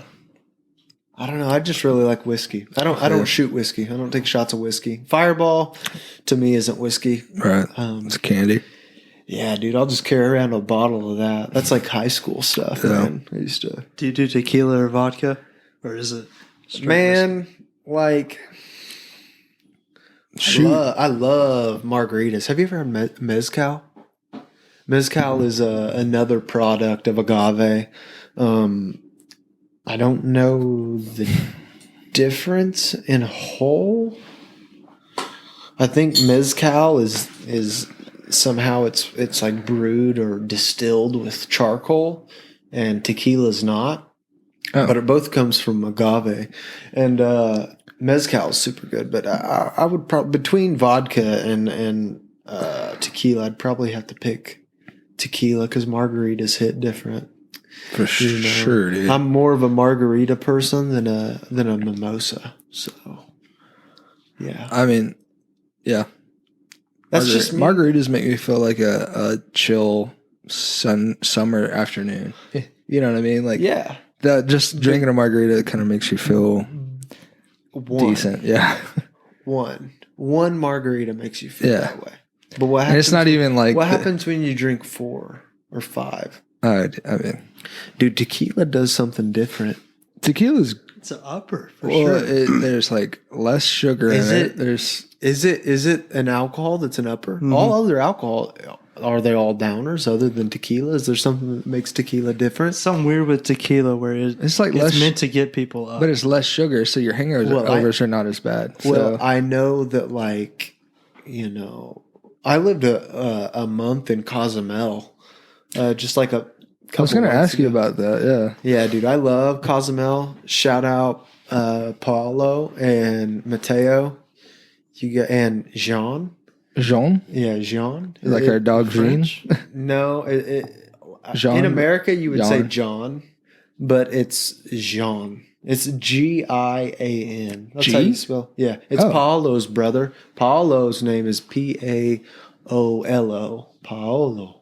Ah, okay. Yeah, but I met Paolo at a brewery in Cozumel. Cozumel, just for anyone listening, is and for you guys if you don't know, but it's an island. It's an 11-mile island in Mexico. It's a Mexican island, though. Yeah, right? yeah. So owned it's by its Mexico. own little. It's its own little thing out there in the middle of the ocean. So like Cozumel is totally different than the mainland. Like I walked around the streets multiple times at 2 a.m. In Cozumel, and like no one's gonna fuck with you in Cozumel. But like if you leave your car unlocked in Cozumel, or if you leave your bag on the corner, it's getting taken. But you're not getting mugged. Oh, okay. You know, unless you're like a 3-year-old walking down the street, or like someone like that's can't handle themselves. But like if you're a girl, like if you're an adult woman, you have nothing to worry about. That's where our port was for a cruise one time, I think. Yeah, they So have. it was super. Yeah, we actually have a bar and restaurant in Cozumel. I was like, what was the purpose why were you down Yeah, there? sorry. Yeah, I'm all over the place. So I was in Cozumel for I work for a company called the Dells Corporation. So I'm actually the CDO, the Chief Development Officer for the Dells. I basically just handle development in whole. I make sure the jobs get complete and it's available for our what is she? I forgot her title. That whiskey creeping she up basically, on you, huh? Is that whiskey creeping up on you? Yeah, the whiskey and the pen. Yeah, but yeah, man, she basically handles all of the. That's an old picture. That's before we redid it. Yeah, but she does all the rental. She handles all the leases and whatnot. But we do rentals mainly. We also have some restaurants. We have Rio Burrito in Mountain Home, Arkansas. It's like I would say like a mom and pop owned Chipotle. Yeah, but like it's just better. Like no offense to Chipotle. It looks I like Chipotle, but like Mark, the CEO. Mark. Oh, I know Mark. Mark Bertel. Shout out Mark. You're the man. He's like a brother to me, honestly. Older brother that I never had. His whole family is just fucking awesome, man. When I moved to Arkansas, when I met Mark and he introduced me to everyone in his family, like they all took me in. All my family was 8 hours away. Yeah. So that means a lot. Yeah. And like shout out to him. I honestly wouldn't be where I am without him and his family. And mainly it just goes to him because like, dude, he was the one that friended me. Yeah. Yeah. And like, yeah, Mark's awesome. All off of this motherfucker's pretty face. They were like, "Hey, Gage, will you be a model?" And then it started from there. I'll turn back. That's where Borderline started. So I know you talked about that on some previous podcasts. Borderline. I figured that we would eventually get to some Borderline talk. Yeah, man. I miss Borderline. Honestly, man. Like I feel like the people that tune into this know that me and you work together on Borderline are going to want to hear something about Borderline. Yeah, man. Borderline could, I mean. One of my favorite hats. Yeah, why I still rock a Borderline hat. Yeah, dude. To be quite honest, like we haven't functioned for, we quit like right before COVID, I would say. Well, we were trying to work on some shit in COVID. But then that hit, and then we were like, it was just kind of a mutual understanding when COVID hit. There was like, we're fucked. Okay. Yeah. Like there's nothing we can do right now. It's on a mass scale of what this is. I mean, so we'll talk off pod, and then maybe the second pod we'll talk about it more. Yeah. But I have some definitely some thoughts about what the life of it is. For sure. Yeah. For sure. I miss Borderline in the whole though. Like, remember I had all those fucking designs ready to go. I still got them, baby. I still got them, baby. That's what I was about to say. Like, dude, like in my opinion, Borderline could pick back up at any time. I mean, dude, It's just the people that were within it, you know, like when things went south for the world, honestly, because COVID affected the whole world. You know, there was things that were happening maybe before it that we all needed to figure out, but definitely the COVID that kind of killed everything. But like, I think borderline could definitely be a thing, and like the vibe is there. Yeah, like the vibe is there. I feel. I mean, dude, I want it back. So just so you know, and I'll have to tell Mark, but I'm you know. I had a lot of fun, so you know, I think that I'm definitely down for it, and I know just because Mark's so close to me, I know Mark would be down for it too. We'll just see what the future holds. You know, time will tell. Yeah, we'll get together and we'll talk. We need to get together in person. That's the biggest deal. Zoom meetings or whatever that we were doing fucking blow. So. Do you have VR? Do you have an Oculus? Shit. Why? You're trying to sword fight me? Mark got an Oculus for his birthday. His birthday was right when you got engaged. But yeah, I saw that. Dude. Yeah, it was that day. So, all right, y'all. All right, we were kind of getting all over the place. You went to Cozumel for a month. Mm-hmm. What the fuck were you doing? So I was vacationing. A little bit, but not all the way. You work on your tan. You're about as white as me, so shit, dude. I'm Irish, man. Me too, dude. I turn white. And look red. At this red beard. I turn white, red, and like when I tan, my freckles blend in. He's the only dark-headed motherfucker that is just as red as I am, dog. Dude, not dark-headed. It's like the same color hair as you, dog. Really? You think so? I got red hair. What? No. It's a little dark tint, but it's. No. I do have a red tint. I feel like everyone's told me my hair's that dark. Well, no. It is, it's my beard. I feel like my beard kind of has the same tint as yours because it's dark, but it has a red shine to it. Am I right? When the sun hits it, it just fucking shines. Or even in here, the light. Yeah. And like, man, we're just Irish. We're Scottish, Irish, and we're just drinking our freaking beer and whiskey. Yeah, beer and whiskey, man. All right. Well, we got to go to this engagement party eventually. We still got a little bit of time, but we're gonna have to bring this back. We'll come back. Yeah. We might have to bring some guests on here, like later if there's people in the house to get Summer to come on and whoever. She'd be down. She was actually like, it's gonna be funny when she hears this. Why? She was a little jealous. She was like, man, I want to be on a podcast. All right, so not to lie to you, I thought about her as a guest because Matthew Black is a financial advisor. And I was like, Summer, because we're trying to get more females, and I was like, Summer is a financial advisor. Yeah, and I was like, she would probably be badass at this. So yeah, dude, she'd be totally down. She'd love to. What time are y'all leaving tomorrow? That. We don't really have a set time. My mom's in town, so I mean, she came with us. She came to help with the kids. I mean, we could probably. I don't know if we can get Wyatt back to the LR, but we could. If Summer wants to be a guest on the old Garden Fresh podcast, it's up to Wyatt, I guess, because I know Summer's going to be down. Wyatt, let's do it. Can you make it back to? What time is it even? It's 5:01. What time we got to go to this thing? We probably have to leave at like 5:15. Let's skip your own engagement party. Let's do it. Yeah. Mary Kate will bust through this door. Yeah. What the fuck? All right. Anyways, I don't know if we should start this now because I feel like it could turn out to a long thing. Andrew Tate? Yeah. I'll make a note. Yeah, I don't know. How about this? How about we save it for the next episode, whether it's tonight or whether it's the next time. But I do want to leave something to the people who are listening. And I don't know how long this is going to take. But which might be a continuation of this episode or next week's. But what's up? Yeah, I just want to let people know that like thoughts become things.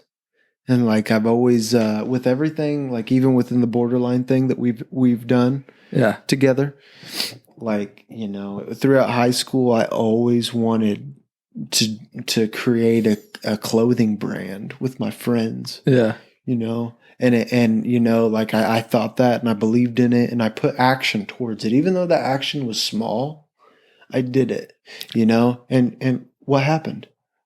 Mark, well, yeah. You heard the story. Mark asked me to be a part of that clothing company, and I ran with it. It happened. And like with this is why I keep telling you that I'm so happy that you've done this and you invited me to be on here, is that like, since I've started listening to podcasts probably 5 years ago, I always thought that it would be cool to have a podcast, and or to at least be on one, even if I didn't have one myself, to be on one. And dude, like, I'm grateful to be on here. I'm so happy you invited me, but also you like fulfilled something within, like with me, and like to everyone out. Basically, what I'm getting at is everyone out there listening, like thoughts become things, and like just put great feeling and action into the things you really want, and they will come to you.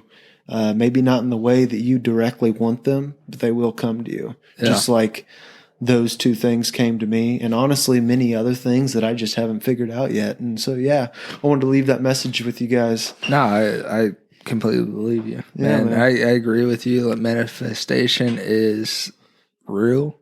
You're not gonna think like, think about it practically, but it's not fucking magic, but manifestation is real. For sure. So just keep those thoughts positive. Oh, for sure. So typically we end on what? You save it for later. Are we gonna come back later? Shit, son, you'll have me for a lifetime. Okay, if you cool. want me. All right, tonight. Yeah, I wanted to come back tonight. All right, well, let's just, if we call this the middle of the episode. We have fucking podcast merch now. So, dude, I gotta get hooked up with that. Yeah, we need everybody to pull up the website, gardenfreshmedia.com /merch, I believe. Wyatt will pull it up here so I can give you the exact URL. Just go to the top, right? Top in the middle. Very top, right there. What's the URL? gardenfreshmedia.com /collection/podcast merch. Podcast merch. Okay. We got shirts. We got fucking hoodies. We got goddamn hell yeah warm up pants. We got fucking female, not Vans, but they look like Vans. We're working on this. Isn't no basic ass shit either. Cool. We got hats, sweaters, which is like a sweatshirt, not actually like wool sweater. No matter what you guys think of me, you guys need to go on here and look at this shit because it's cool. We got motherfucking bucket hats.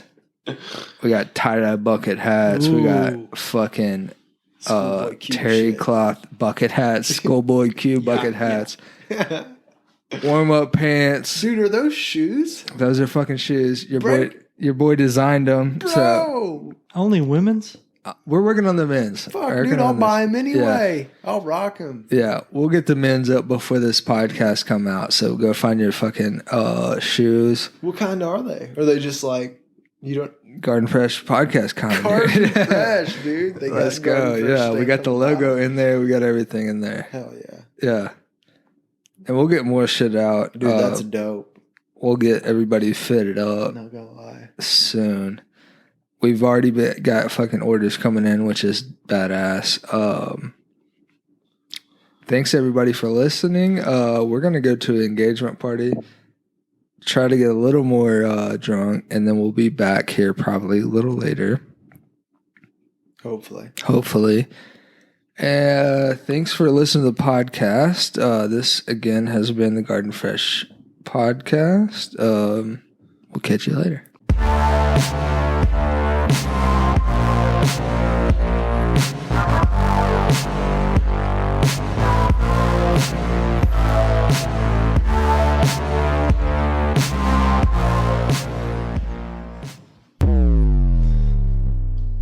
Welcome back to the Garden Fresh podcast. I'm your host, Mason Gardner, of course, and this is a special episode. We would say episode Gage point oh, Gage point 2, I guess, right? I like Gage point oh. Gage point oh. Gage point how about 2. G- This is G point oh? post engagement party episode, continuation of episode number 11. Gage McIntosh does homework. I think that's what we're going to title it. What's up, Gage? You feeling good now? I'm feeling good. We're all freaking juiced. Wyatt over here is being extra average, of course. Oh, asking for shots. Call him out, man. Yeah. Yeah. 4 Roses, shout out again. He didn't want to be on What's camera up? for this. Yeah. His hair's a jostle. That hairdo right there gets you definitely a girlfriend. Dude, you look like Elvis, man. Yeah. You just need to. And now you don't want to be on camera. Dude, I'm telling you. Yeah. Just Elvis? Elvis. Down the toilet soon. Goddamn. 100% you're dying on a toilet seat for sure, dude. Did he die on a toilet seat? Yeah. Yeah. Constipated from Yeah. pain pills. No way. Yeah. You know your Elvis A real facts? party man, dude. He died on a toilet. Yeah. Probably in a jumpsuit, a shitty way sequin to go. jumpsuit, too. You know? I like that pineapple you put by yourself over there. Thanks, man. What does that mean? You know what it means, man. Let's go. You know what it means. All right, we're back from a engagement party. It was young Mary Kate and myself's engagement party. This is it's 11 o'clock, so we're a little late, a little sauced. It was Feels an good, engagement though. party for the most part, right? Wait, what now? It was a good engagement party for the most part, right? Yeah, totally. It was awesome. We didn't get no titties out, but we had some beers. No titties, beers. We had some beers And honestly, margaritas. dude, your father and your future father and mother-in-law are really cool. So Oh, that's- yeah. honestly, that's like really cool to Yeah. have. Yeah, no, they're honestly. super cool for sure. Yeah. Hey, Gage. Andrew Tate, man. Andrew Tate. That's what where we're we left- starting on? yeah. Oh, that's what we left off on. That's where we left off, man. I'm just itching to get into it, I guess. Maybe not, but yeah, he's an interesting cat. So, do you want to go first? Or I mean, like, I want you to what's go your- first because I okay, just want to see your outlook. my opinion. Which So- I know I'm going to agree with it. We're homies. I know I'm going to agree with it. I want to hear Yeah. it. So, like, what? Oh, I thought you were going to say something. I don't know what the allegations of, like, fucking human trafficking and all that shit is about. Wait, what? That's apparently is, yeah. Hold on. We got Dylan sitting in the Shout pod. out He didn't want to be Dylan. on mic, but Yeah, he is fixing the fan for us because Wyatt turned it up too loud. He wanted to be present, which I respect. Yeah. Yeah. Also, don't Totally. respect because you don't want to talk. Yeah, but Anyways, what I was saying, I don't know what the allegations about human trafficking are. so when did that come out? That's what apparently. I mean, I don't know. That's what apparently well, he got fucking removed from Facebook and shit about. I thought he got removed from Facebook because he talked a lot of shit. But everybody talks shit, bro. Yeah, I know, but he took it a step further. Like he was talking about, like you don't talk about how like women are fucking property and like, But shit like that. no, of course not. And like his kinda weird. misogynist views is not something that I would say is appropriate. But also believe that freedom of speech is For sure, valid. Like, yeah, I just don't. I think if it was only because of fucking him talking shit, I don't think that, obviously that would not justify him getting removed from anything. yeah, Because I feel like you're allowed to talk shit. yeah, I know, but I mean, like it's shown that like people like I don't know, like Eddie Bravo, Gordon Ryan. You know who Gordon Ryan is? I don't know, Gordon. Gordon Ramsay? No. The chef? No, Gordon Ryan. He's like he's definitely the best pound for pound grappler in the world, if not the best no-gi jiu-jitsu artist of all time. But talks a whole lot of shit, like fucking hardcore shit. He says he's the king, which he kind of is. Like no one can beat him, and like he tells people how he's gonna make people submit, and then he goes out and does it like in a letter. He'll send them. He'll give the judges a letter, and they can open it after he completes the match, and he will predict what he. It's cool. He always does it in the middle of somebody talking. It's cool. Yeah. No, I liked it. Kept it fresh. It was like a 7-Up commercial. So Andrew Tate. Yeah. I do think that he's a smart ass motherfucker, right? Yeah, you don't get this popular, but he's got some fucking wild takes on shit. You know what I'm saying? Like, I don't agree with most of what he says, but I do think that he says some shit that like makes you think like, oh shit, he's onto something. You know what I mean? Yeah, and I think a lot of it is also just like the sternness and like the don't give a fuck attitude. Like you're just gonna go out there and do what you want. I think that's like addicting to some people, and that's cool because like I feel like I don't know. I feel like males need that. Yeah. Honestly, like you need a little bit of that in your life. You might not have to be like the most alpha, but like you definitely need some for your family, like just to hold it together, in a way. Well, just not to be a fucking pushover. Yeah. You know what I mean? Like for people getting over on you, like you do need a little backbone, some testes. And I feel like you need a person like that in the extremes of the complete opposite direction, and like someone like him, like someone opposite of him, actually. So like, is he good? What do you mean? Is he good? Is he good for teenagers, kids in their 20s, or is he bad? Straight up. It's very relative, good or bad. But that's a very I look at things very complex. I find good and bad in every situation. And like I think there's good things you can take from him, and I think there's bad things you can take from him, just like any situation. But like I don't know, man. I think that like the sternness, and I think the fucking do what I want attitude, and like go build your empire. I think that's kind of cool. I think that's what people social media thought he was bad. All right, let me ask y'all both a question. Oh. Do y'all think that this is actually him and not a character? No, it's definitely a character. You've seen him on shows, and he's cracking up. He like says shit, and then he's like fucking trying not to laugh. Yeah. So like, I mean, if he's being a character, that's even better to me, because it's like I'm all about you fucking saying outlandish shit to be funny. You know what I mean? To be like a goofball.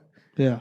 But if it's like he believes like women shouldn't fucking go to work and they should only be in the house and shit like that, and then I'm like, that's kind of fucking weird, but. Just like we were talking about 4 hours ago, or 5, that people can't take a joke anymore. Yeah. It's the same goddamn thing. It is. It is.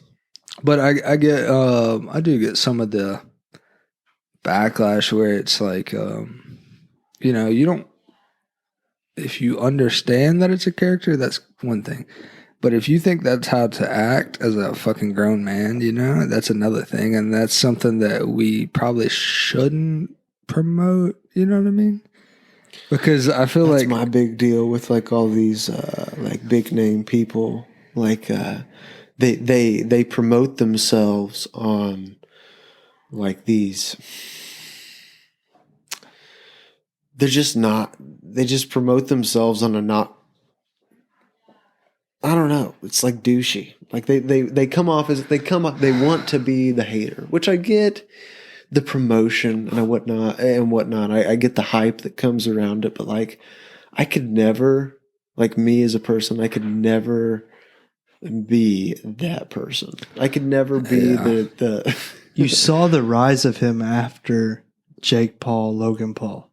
Then he just exploded because they were the villains. And people started loving him. Mm-hmm. I mean, dude, for like you. To me, he did. He kind of came out of nowhere. Yeah, I didn't really see him, and then like boom. Yeah. Well, I just like you got Kanye. Similar to yours, man. They're kind of like. Are they kind of like that? My Andrew Tate.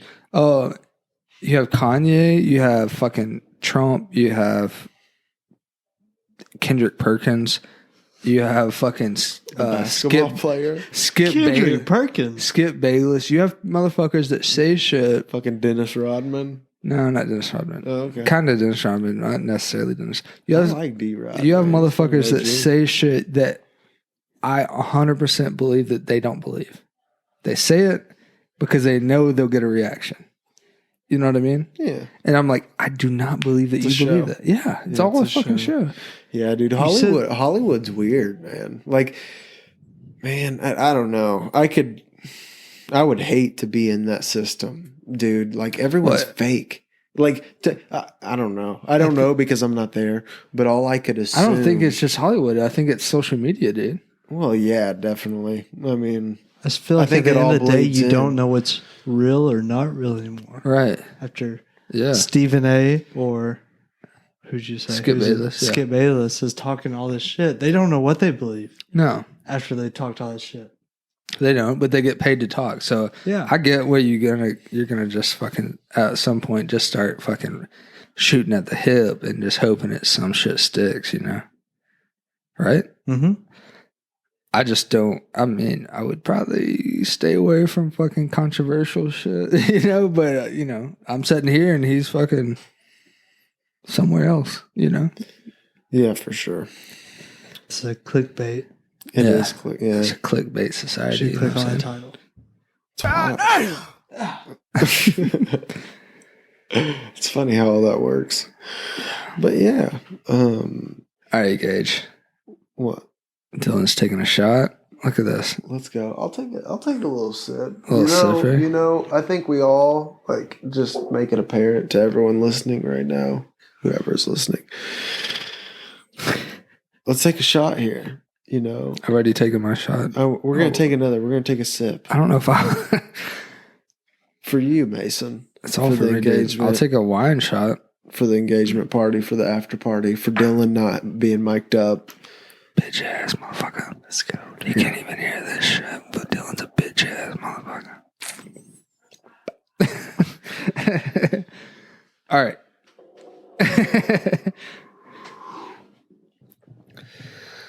What I was gonna say was. So where we? Yeah, man. How are you doing, man? How's just life? I just went through like 3 topics in my head that I was going to ask that I was like, I might not should ask. Life's great, dude. Somewhat. No, I'm just fucking living over here, dude. I'm just trying to grow this podcast, trying to make some money. You know what I'm saying? How is like this is something that like plot twist maybe, but like how is your time growing this podcast been positive to you? Like you probably don't get questions that much. Maybe some viewers out there want to hear some things from you. Well, it just for me, it's just all about fucking filling free time with stuff to do. Yeah, where it's like I don't necessarily love like watching TV and stuff. I feel you. So this gives me something to, you know, fucking 3 or 4 hours every night to fuck around with, you know. And it's more like imaginative, you know. Like I feel like you actually get to use your mind. Like with TV, everything's there. You know, they're speaking to you, they're showing you. You don't have to do anything. You just sit there. Yeah, for sure. You know, and you're content. Yeah. But like when you're having conversation, your mind's constantly turning. You're I don't know. No, feeling the other person out, feeling energies, just everything that's flowing throughout the room. You know, it's cool. It's transitioning all the time. And I really like it. You know, it's kind of difficult, like balancing a healthy like relationship with like a partner, because it's like this is very like a solo like driven type of thing. Mm-hmm. You know, she wants to hang out with me a lot, and then I'm like having to like kind of cater to that, and then do the stuff that you want to do, you know, at the same time. So it's like, it is kind of hard. But there's not enough time. There's not, dude. Yeah, no, dude, it's weird. When you start to get busy with shit, dude, it's like, I don't have any time to do anything. Are you a list person? Like, do you like to make lists and scratch off shit? I do with certain things. Yeah. day to day. I used to like do like journals. Yeah. I would really like to get back into it. Just because I think it's handy and it's cool to look back on. Yeah. But like at my job, like whenever we're completing a rental complex, I'll have to go like room to room and like I'll create lists on like, things. Like if there's a bunch of items somewhere that I have to list and whatnot, like I'll create one then, but not like through day-to-day activities. Yeah. Do you? Oh yeah. I have to. I don't know if I fucking have ADD or some shit, but I have to make lists. Yeah. Shit. I mean, I don't know. I don't even think I think everyone has a slight. Probably. Maybe not everyone. Motherfucker like just, Elon Musk doesn't have it, but like. Yeah, I mean, I think like maybe just it's a fucking train thing that technology has kind of pulled our attention spans down to zero. But if I don't make fucking lists, I don't get goddamn thing done because I'm like, I'll like be thinking about everything all the time. And I'll be like fucking filtering through things and then I never get anything done. You know what I mean? So like I have to like, I need to do X and then I need to do this and I need to do that. And then I could look at the list and be like, all right, at this fucking moment, I'm going to stop doing everything and do this. You know what I mean? Because if not, I won't fucking do anything. You know? Is there a Saturday where you can just chill? Like you can pick something out to do to just chill? On your weekend? No, because Saturday, all week, I'm like, this weekend I need to freaking do this. You know what I mean? I don't have like this is cool to talk about though, but do you do something daily that like do you practice mindfulness in some way daily? Like whether you sit for 5 minutes or you go to the gym or you go play basketball or you go walk the park. The only fucking recently, the only thing that I do daily is fucking walk our dog. But that's it's kind of like a peaceful fucking moment. Yeah, it's gratifying. Like you have to like 20 minutes out of the day that I like, you almost look forward to it. Yeah, I guess so. I wouldn't say that, but it's kind of turned into that, where like I typically like listen to a podcast or music, but I don't have to. Yeah. And it's kind of like a meditative situation. For sure. It just like feels good after you do it. Yeah. It's like get it and you over enjoy with. doing it. It's not like sometimes when you like go. And I know it's helping her at the same time. For all sure. that stuff, Yeah, that's gratifying too. I think that's like the best. What about you, man? Huh? Like on a Saturday, if you can just chill, what's going to make you just... I don't know, dude. I hate saying it like this because it sounds corny as fuck, but I don't fucking like it makes me uncomfortable if I know I have shit to do and I have time to do it and I don't attempt to do it. So I don't have like a lot of just I'm about to go and chill. Go and chill, I'm gonna fucking fall asleep most likely. I'm different. I can just sit there. I can't. That's what I'm saying. I don't have like a lot of like. I don't know. Like I'm lucky to have the brain that I do for many different reasons and the way that I take things and act things. But like I'm so like both of you from what you explained. Yeah. Because like I really enjoy just sitting. Like I love just fucking sitting. Like it within silence or just like sitting and like just even I don't really like watching TV, but if my son's watching like fucking Paw Patrol or something. Like watching him enjoy it. Yeah, watching him enjoy it. Almost I like seeing him and just like sitting there and acknowledging it. Like I embrace the moment. Yeah. Almost. But like also like when shit needs to be done, shit needs to be done. And like I totally get that. Yeah. And like some people like our good friend, like he like sometimes you just can't stop working. Sometimes you just gotta keep turning. And it's just the way some people's that minds never work. ending feeling.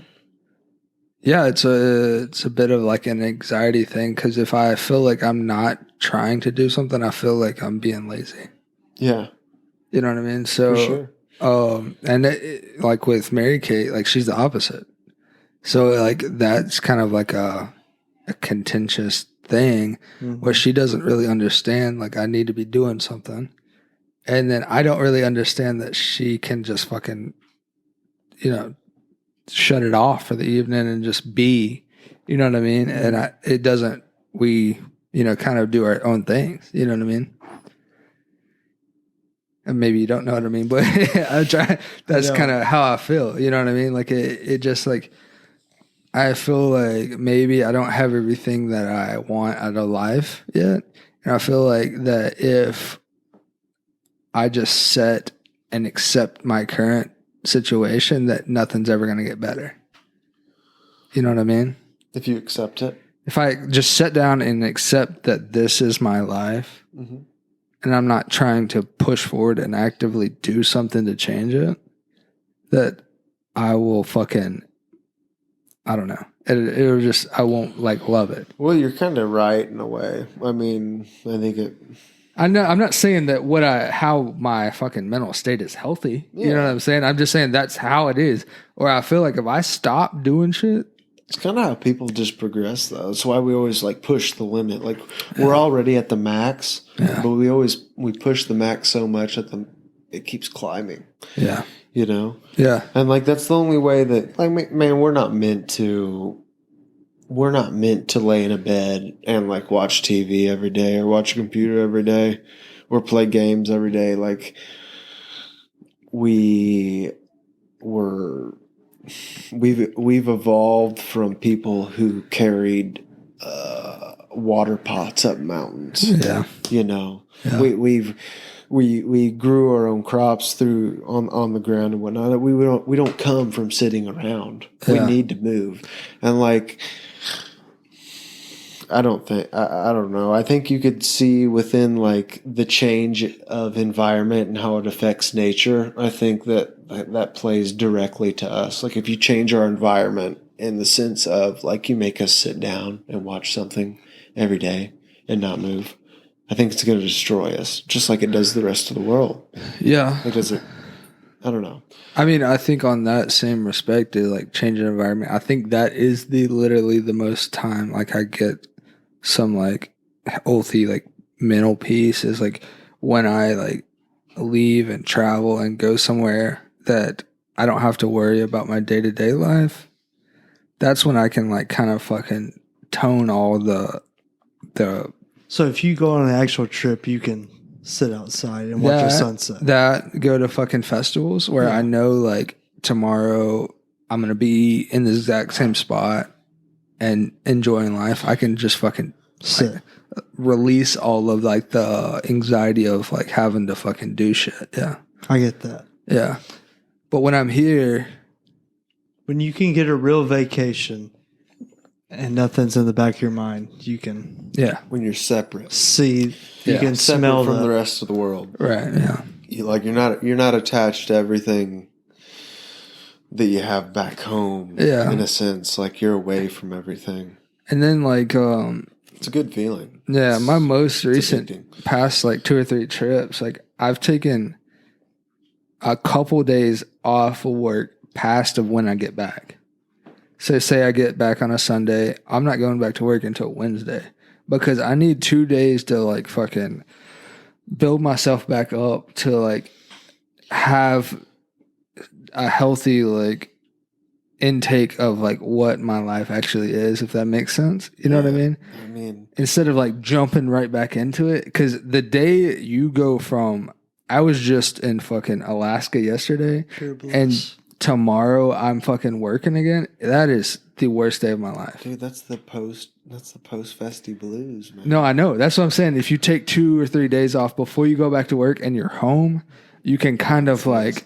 When you come home on a Sunday and you drove like 7 hours to get home, and then you got to get up. Yeah, it's fucking. It is.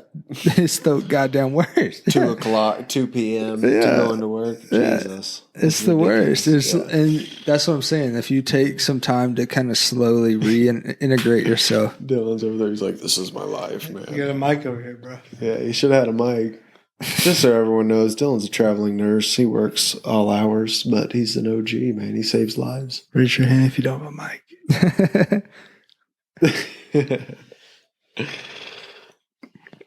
But I think we all kind of get that. I know Dylan gets it, but you can't say shit over there. So Yeah.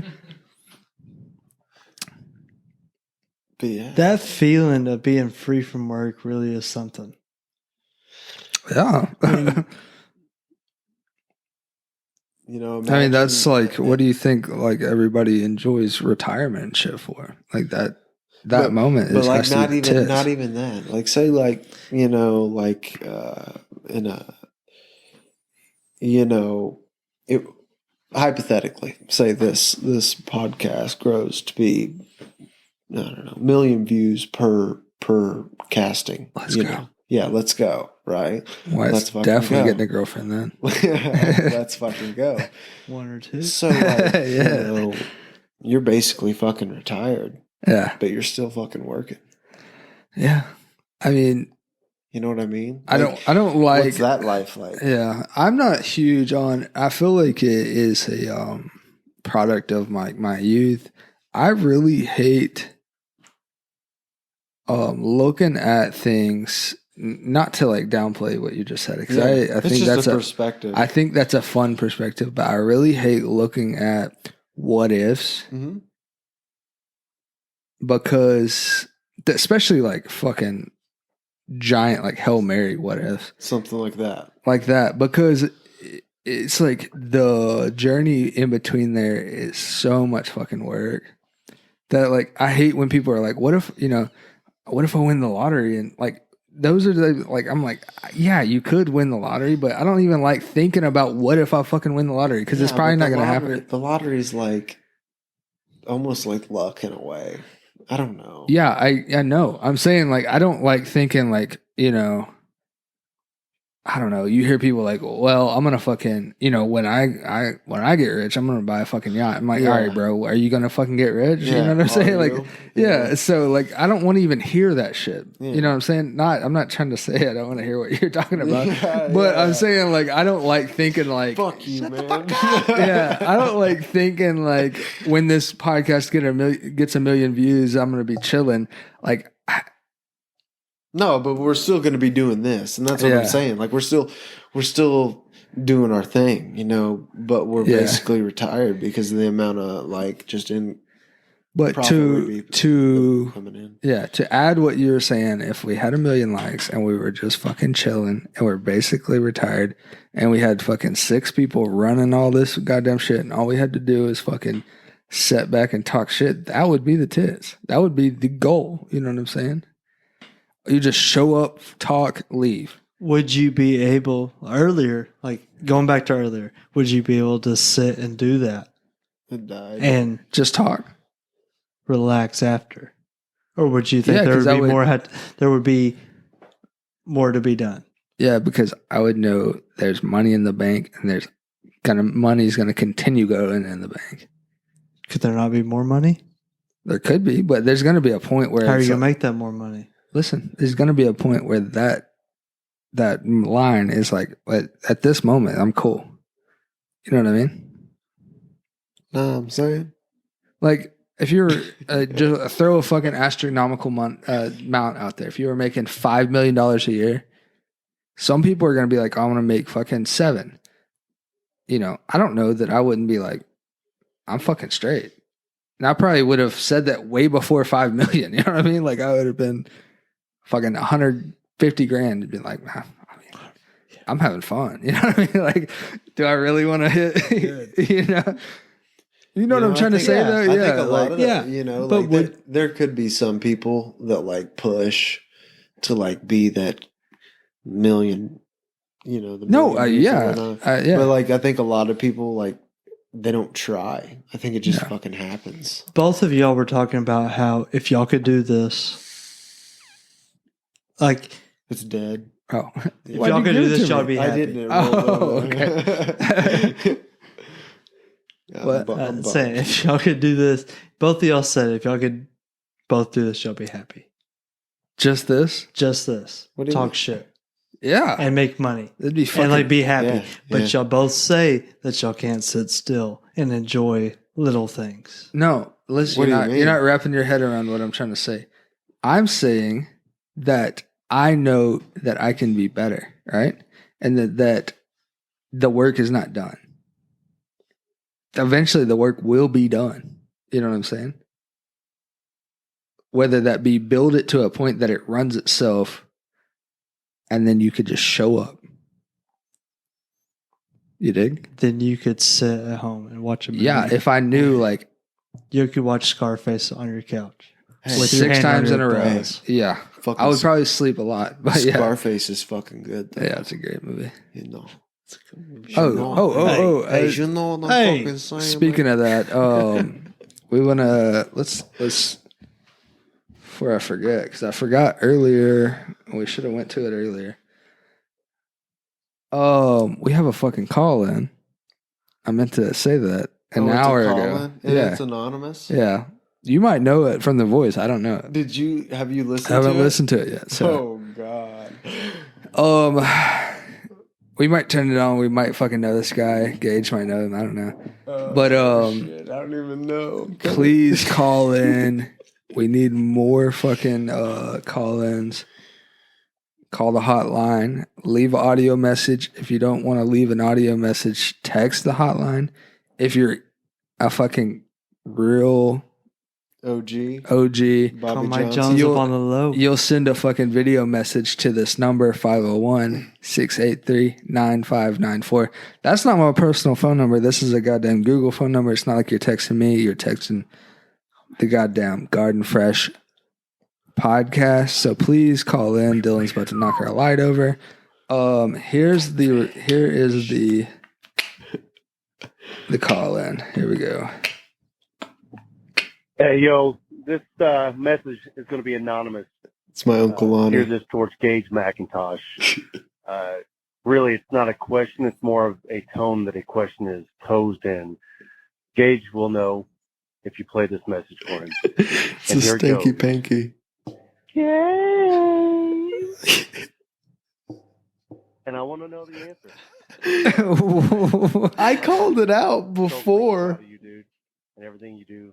I'm your biggest supporter, number one fan. I love you, dude, with all my heart. Damn, that's cool. That's my Uncle Lonnie, man.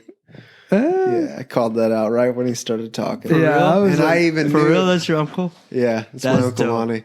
And thanks, Uncle Lonnie, for calling the pod. Yeah, Lonnie Schultz. He was I was talking about him earlier. He's the one that does the junior pro football. Okay. Yeah. But yeah, my Uncle Lonnie, he's awesome. But yeah, what he's referring to is I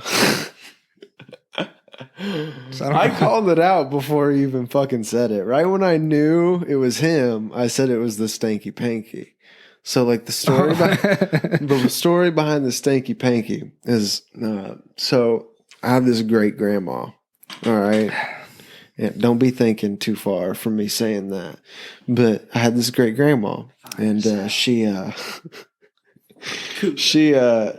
was asking me about a girlfriend that I had. Yeah. And my Uncle Lonnie was behind her, like on a couch, like across the room. We lived in like a lodge, like a cabin type home. So it was like open lofted floor plan. So like I can see from the kitchen to the living room. Yeah. And anyway, she was asking me in the kitchen, and I could see in the living room, he's on the couch. And she's like, he goes, "Yeah, Gage." And he was back there doing this. And my grandma turned around, my great grandma. She's like fucking 80 something years old. And she was like, "What is he doing? What is this?" And it was a stanky panky, because you know what I mean? You know what the stanky panky is? I think so. Yeah. And that's what he was doing. It was fun. It's an inside joke, family thing. Nothing Did dirty. she call it out? I mean, it is. She didn't know. You know, that was the funny thing. Are you sure she didn't know? You know, she was 80 years old. I have no idea. I didn't go into detail with my great grandma. I was like, "Hey, great grandma, you know what that stanky pank is? You know what he's doing?" She was really questioning me in cluelessness. What is he doing? What is he doing with his pinky? So yeah, it was a funny deal. And yeah, it's a funny thing that we always bring up. But yeah, Love you too, Uncle Lonnie. You're an OG. OG, Uncle Lonnie. So that stinky pinky story reminds me of something, right? Oh, fuck. All right, I have a story about a girl that I dated my senior in high school. Okay. Kind of was, I don't know, I don't want to rat myself out, but this girl went to another high school, so we didn't see each other that often. You know what I mean? What? She went to Canada. Canada High? Yeah. Shit, he already knows. Yeah, she didn't exist. She was in a school you didn't know about. I like when Wyatt tries to be funny. Anyways, so I went to prom with this girl, right? Real kind of pushy type girl. You know what I mean? Like to get her way. Yep. Andrew Tate would hate her. Well, I was trying to break up with her, but I didn't want to break up with her before prom because I felt bad. You know what I mean? Like I didn't want her to leave her prom dateless. You know. Mm-hmm. So I go to her prom and I'm like trying to get out of here. You know, I'm trying to go kick it with the homies. We're there for like a couple hours. And I'm like, all right, you know, can we go? And she's like, just a little longer. So I'm like hanging out. And I'm like hanging out and I fucking we go back to her house and I go to drop her off. Well, this is a preacher's daughter, right? Yeah. What? I mean, not that it really matters. Like you've already said enough with the preacher's daughter, but like what sanction? Southern Religion? Baptist. Okay. Yeah, we like to keep it pure over here. Hell yeah. Oh. Anyways, I'm trying to like get her to fucking get out of my goddamn car. You know what I mean? I'm breaking up with her like tomorrow. Oh, was she not accepting? No, and then she's like, Is she gonna listen to this? No. Okay. Was there any love loss in the breakup? Dude, I was trying to break up. It was all you. Yeah. I was trying to break up with her like weeks earlier. And Prom night. yeah. And then she fucking is like talking about prom, and I was like, all right, I'm just gonna go to prom with her, get that out of the fucking way, and then we'll break up, you know? Didn't you go to a school with like 26 kids? Exactly, 26, yeah. She went to school in a different country. Yeah. 26 kids in the graduating class. Mm-hmm. Let me see. Was there four? Was it freshman through senior high school? It was 7th grade through, yeah. 7th grade through senior? Not 26 through, there's only 26 in my class. Yeah, I know. Yeah. But was 7th grade through 12th 12th grade? is all in the same school, yeah. Really? Yeah. That's legal? It probably shouldn't have been for some Was folks. shit like that happening? Yeah, there was definitely fucking cats that were dating like 8th graders that were fucking seniors. I know motherfuckers like that. I ain't gonna talk about them. I mean, one of them might have. Fucking weird, man. Yeah. I mean, I don't know. No, Like, it was weird. There dude. was no junior. There was no junior fucking kid dating a 7th grade fucking right. Yeah. Oh fuck! I'm weird, telling you, man. yes, I know that's happened. Yeah. That's fucking weird. Oh yeah, it's weird. I dude. mean, I know back in the day, like honestly though, like back in the day, that was kind of natural. I know it was like Like a thing that happened, but people still thought it was weird. yeah, You know what I mean? for sure. Yeah. But yeah, it was weird. Fucking Anyways. Mennonites, man, don't they? Yeah. Sorry, yeah. Anyways, I'm trying to get her out of the car, so she kind of recognizes that I'm trying to leave, so she starts trying to put some fucking night moves on me. You know what I mean? What? No, I don't. Yeah, you do. Okay, I know what you mean. And we're sitting in her fucking parents' driveway, right? Uh-huh. And I'm like, okay, well, I'm not fighting against this. You know what I mean? Like I was trying to leave, but you know, things are starting to progress in a. Hey, Dylan. Keep going. I'm listening. Things are starting to progress in a way that I'm fucking cool with for the evening, right? Mm-hmm. Well, I'm like, all right. Well, I kind of like back up and then pull off to the side of the driveway so we can kind of park over here. Well, she like climbs over the console and like kind of fucking straddles me. And I'm like sitting there and I'm just fucking living my life, you know, enjoying everything that's happening. And, you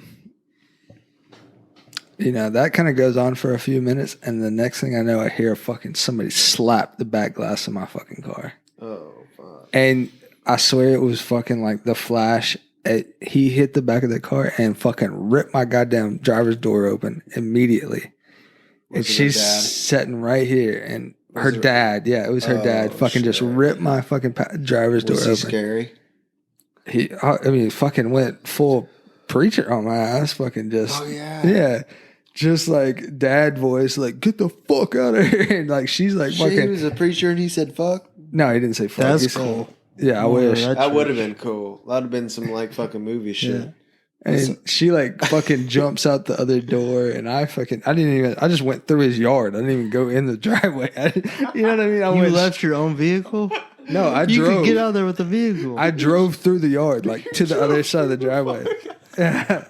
I wasn't like gonna like nice properly like back up and then go around the driveway. Did they have like a nice yard? Yeah. I just went fucking straight to the road. Yeah. Jesus. Yeah. That's funny, dude. Hey. And then it's a sad kind of story, honestly, because I was already fucking gonna break up with her, right? And that happened.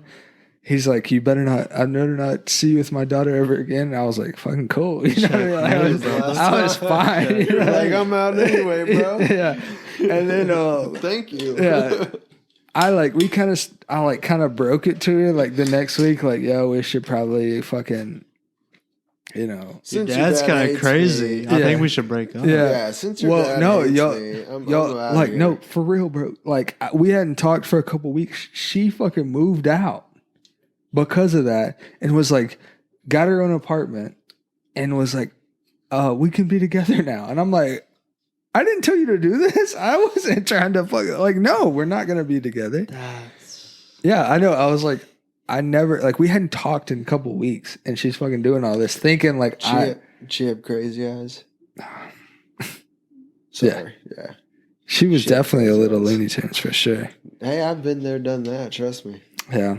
And I just felt bad because she's like, everyone has a go around. Fucking 18 years old, got her own apartment, and then I'm like, I don't need, like, you know, I probably should have started hanging out with her now that she had her own apartment. But She doing good now? What? She doing good now? I have no clue. No clue. I literally couldn't tell you what her last name was. Shouldn't say that out loud. Hell yeah, that's cool. We'll go back and cut that. I literally couldn't tell you her. I don't know. Nice lady. Question for you guys. What's up?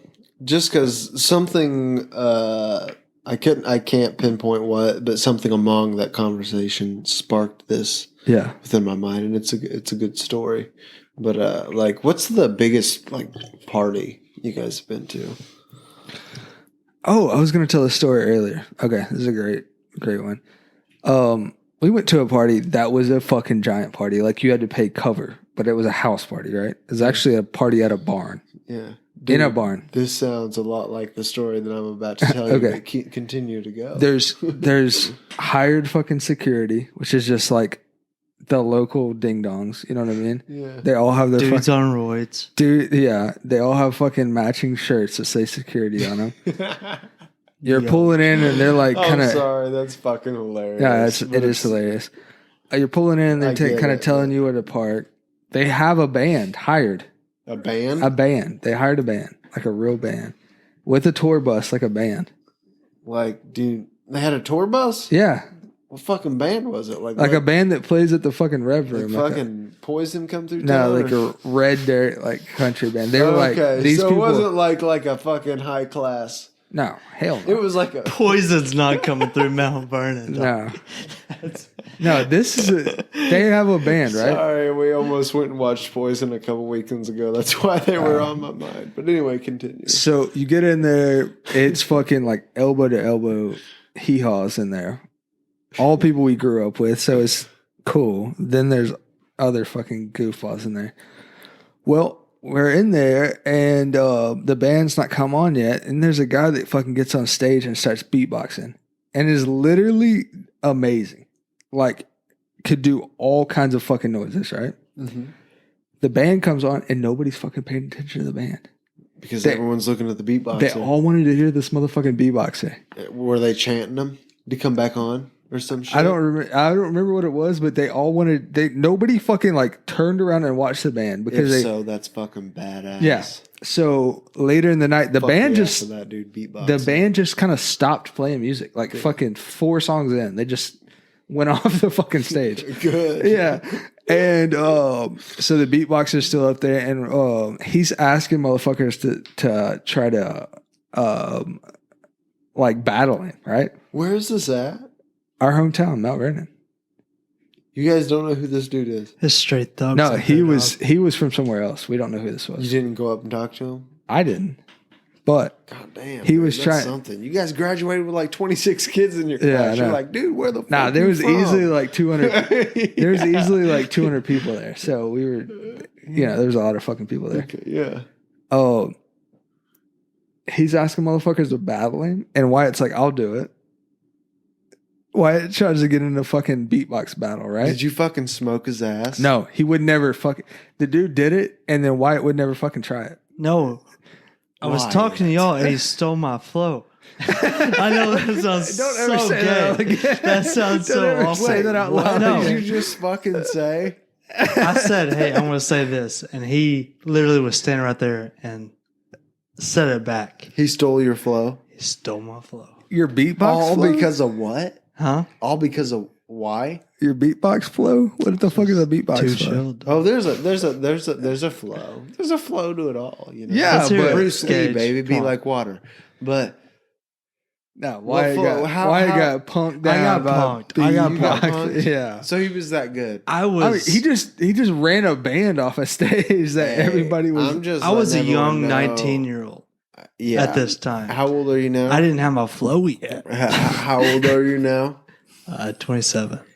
27? Yeah. Are you in your later years of 27? Yeah. Well, later years of 27, Wyatt has some fucking flow. So yeah. Because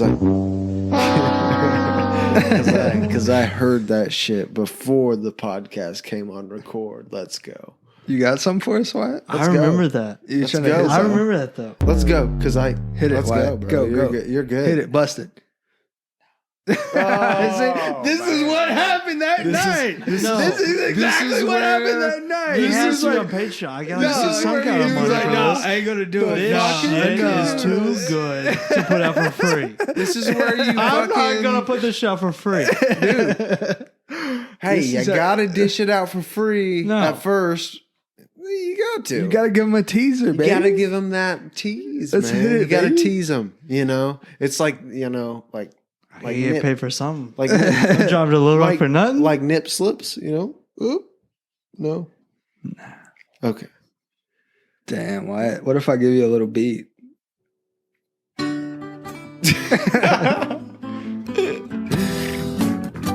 Ooh, okay, I dig it. Let's go, Wyatt. Let's Hit go, it, Wyatt. hit it, hit Let's it. go, Now. Wyatt. Hey, Go. Now. And now. Go, Wyatt. can't. Oh. okay, it's whatever. This is what happened. This is what we were It's all like, okay. oh shit, Everyone- Wyatt's hey, about to battle this You know dude? what? He could really do. You know, Eminem fucking choked too. Yeah, but I didn't choke. 8 Mile, baby. It showed it for real. He choked it first, but then he came back out and he did it. So one day, okay, yeah. See, he's Shots. saluting me. Everyone not watching, he's saluting a shot because he roses. wants it. Yeah. 4 roses. Shout out again. Because, I believe in Wyatt. Here we go. You haven't been with him at a beatbox battle. So on a real note, beatbox involves bass. Bass really gets me going. Good shit, rock hard. Yeah. So I will say that Tipper is fucking bad to the bone, and I think Mason can vouch.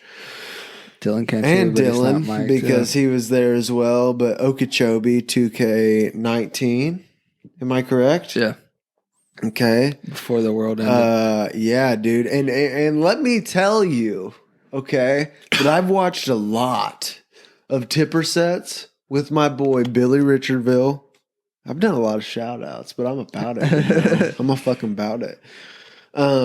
Billy Richardville, man, one of my bass buddies. It's a pretty bitchin' last name. Yeah, dude. Billy's awesome, man. You've met Billy? Yeah. I didn't know his last name was Richardville. Yeah, man. Sadly, he moved back to the Ville, Lawrence County, Illinois. But So is his name Richard, and you just call him Richardville because he's from The Ville. the Ville? No, ironically not. His last name is Richardville. Huh. Yeah, Still but bitchin'. I will say that Tipper is something different, and you know, I really enjoy bass music, like down tempo bass. You know, I think what'd you say? Blues. You know, I really no Blues, brother. Well, like you know, I feel like all music stems from like different genres of when they first began, sure, yeah. and like blues definitely. So like I see where you're coming from with that, but like fuck, that's right, baby. But yeah, like what's cool about Tipper and Spangel? Have you heard of Spangel? I've heard of it. Why about spit his fucking... He did. It came out his fucking nose. Dude, why?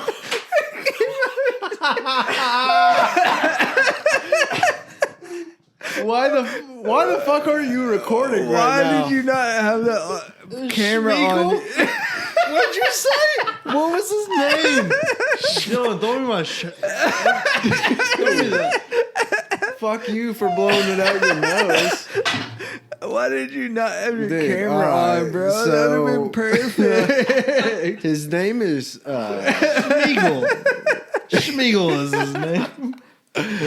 Oh, he's dude, RSMC. man, we're gonna go out. We're gonna go out on a limb. We're going out here. We're going out in the cosmos. Spangel and Tipper touch a different thing. All right, and I think. Hang on. And the reason, the reason it touches a different thing, I think it proves because it shot shit out of his nose. You know, and Dude, it was like stringy and like... it was projectile. You said And it was- Schmiegel.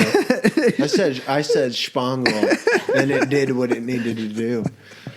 But so I think Mason can vouch because after I remember vividly because again, Wyatt, I remember the small things, the little details that I feel like all the details mean the most in life.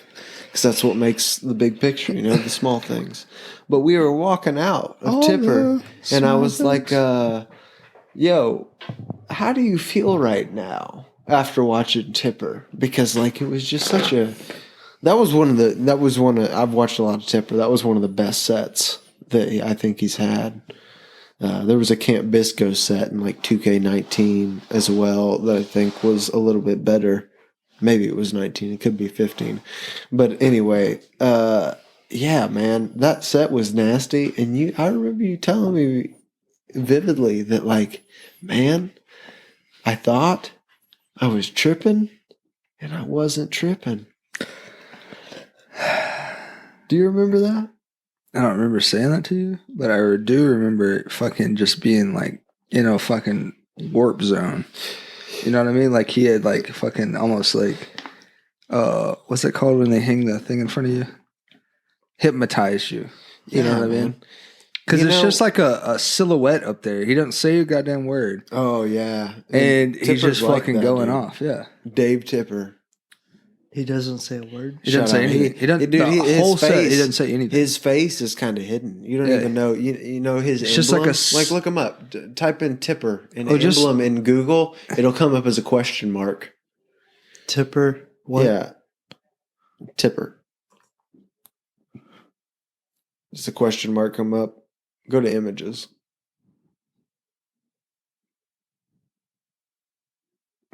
What's that? We get some big trucks on there if you want them. We get some. So I type in Tipper EDM or something. I don't know. But Dave Tipper, he's a electronic artist. You know what's cool about Tipper and Spangle? That's when you squirted the shit out of your fucking nose. You know, That's no way. That's his real name. yeah, Dave Tipper. Is this him? Mm-hmm. Yeah, that's him. He's from like UK, maybe. I don't know. But man, so these individuals, they started doing this. Are you gonna play this right now? We'll cut it in. Yeah. Okay.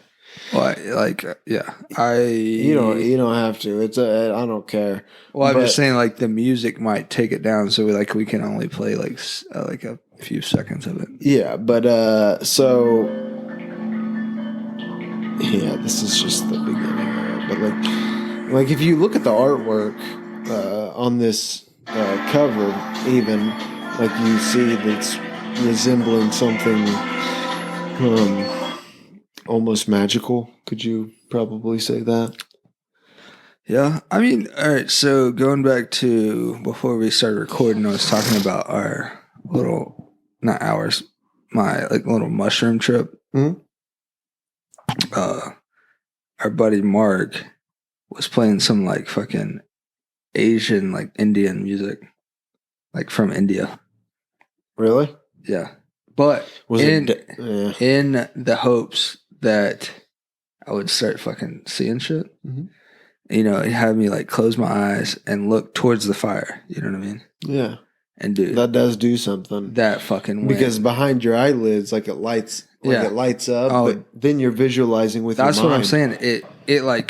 That's what that reminded me of. Yeah, Like which is, I mean, that's what that is based on. Yeah. Technically, I don't know who made that artwork directly, but That's I what I'm mean, saying though. It like your brain is just like Yeah, creating these fucking things in your head. yeah. So like, yeah, Tipper and Spangle. I would say, I don't know if they were the start, but like there is definitely like they were sending things into record labels in the 70s, and the record labels like they have letters. Tipper was? Yeah, Tipper and Is Spangle. that old? Yeah, dude. He's Oh. like in his 50s. Jesus. Yeah, dude. Here's the deal, man. He's in his fucking 50s, Tipper and Spangle. And here's the thing. You can go. Well, Nectar doesn't play anymore because look this up, if you would. I'm pretty sure please. Nectar's a fucking pedophile. Did we not see the Pretty fucking sure. last Bass Nectar show? I don't know. I'm pretty sure our Okeechobee 19 was the last fucking Bass Nectar show. Or last festival show. I don't know. But what I'm getting at is like Nectar or No, it was- fucking even was Grizz, 2020. all these people that you think are like super good artists, like bass EDM artists. When you go to a fucking Tipper or a Spangle show, they literally fucking shit on you. Like I feel like it's yeah, it is fucking Spangle, baby. I do like Honestly, I'm not trying to counter what you're saying, but I do feel like it's a different thing though. it is. Yeah. It's totally a different thing. Yeah. Like I remember. Okay, so this shit. How many months ago? It was probably 5 months ago. We were at Reconnection Festival. It was badass, by the way. It's in Missouri. But you know, Spangle was playing, and I was in a different dimension, if you will, and. You know, it's like a fucking circus, man. Like, you know, Summer, I talked to her about it the next day. I was like, it's literally like a circus whenever he's playing. And like Mark was sober the whole time, and he was there, and he was experiencing it all. He was with us. And like, I also said it to him. I was like, dude, this is like a fucking circus. Like, there's people like, I get it's also the festival scene, but like I've been to Spangle shows too. But like, man, it's like a fucking circus. It's all I can explain it to be, and it like I don't know. It links so much to the substance of dimethyltryptamine, and it's. Are you thinking about work the next day? Are you in this world that he created, or are you thinking about the next day? Having to go back to work, having to go back to reality. Okay, not even work. There's no possible way you're thinking about work at that moment. At what moment? When in the middle Some of a people do. Spongle show, no. Are you thinking about going back to reality, or are you thinking about Spongle? It's Spongle, and like that's the honest question. Like, yeah, no, I get it. I just you're just in the moment, man. yeah. You just take it in. I don't really I don't worship it. It's a tune, and I believe it's linked to a lot of things within my mind that I don't understand. But it is something that makes me feel good, and I don't know. There's something with it. Like you could only experience it. Could you understand me saying that? Like you could only experience it. Like if I explained all this to you and you never watched Tipper, like would you understand what I was saying? No.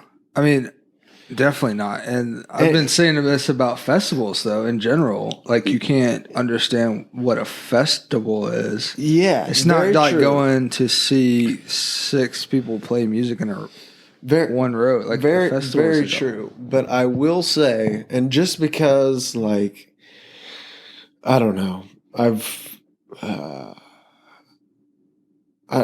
watched a lot of shows and whatnot. Like I really do think that like those 2 artists in specific, and they've mentored and I guess excited other artists to perform the same type of music, like Desert Dwellers, for instance. Dude, they're fucking killer. But like it's all based around this enlightened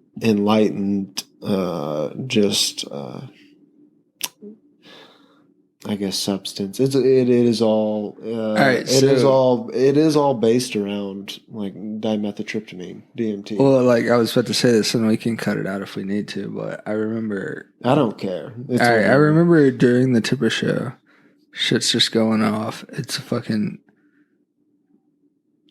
It is crazy shit, and I look back, and you're like 3 rows behind me because we kind of gotten separated, and you're not even moving. Your eyes are fucking black, and you're just staring straight in your own world. Just like the crowd is just fucking jumping around you, and you're just fucking zoned in. Yeah. I zone into it. See, that's something that I do, and I acknowledge that. You were doing DMT. Well, yeah, but DMT is only like it's only like a 5-minute deal. I mean, it definitely depends on how much you do. I know, but I turned around and your ass was just like, oh yeah, then that's what it kind of does. But here's the deal with dimethyltryptamine. Like if you do, I guess enough, if you will. Like if you have a vape pen, just like a simple THC cartridge, vape pen, like they make them that has dimethyltryptamine. That's what I had that night.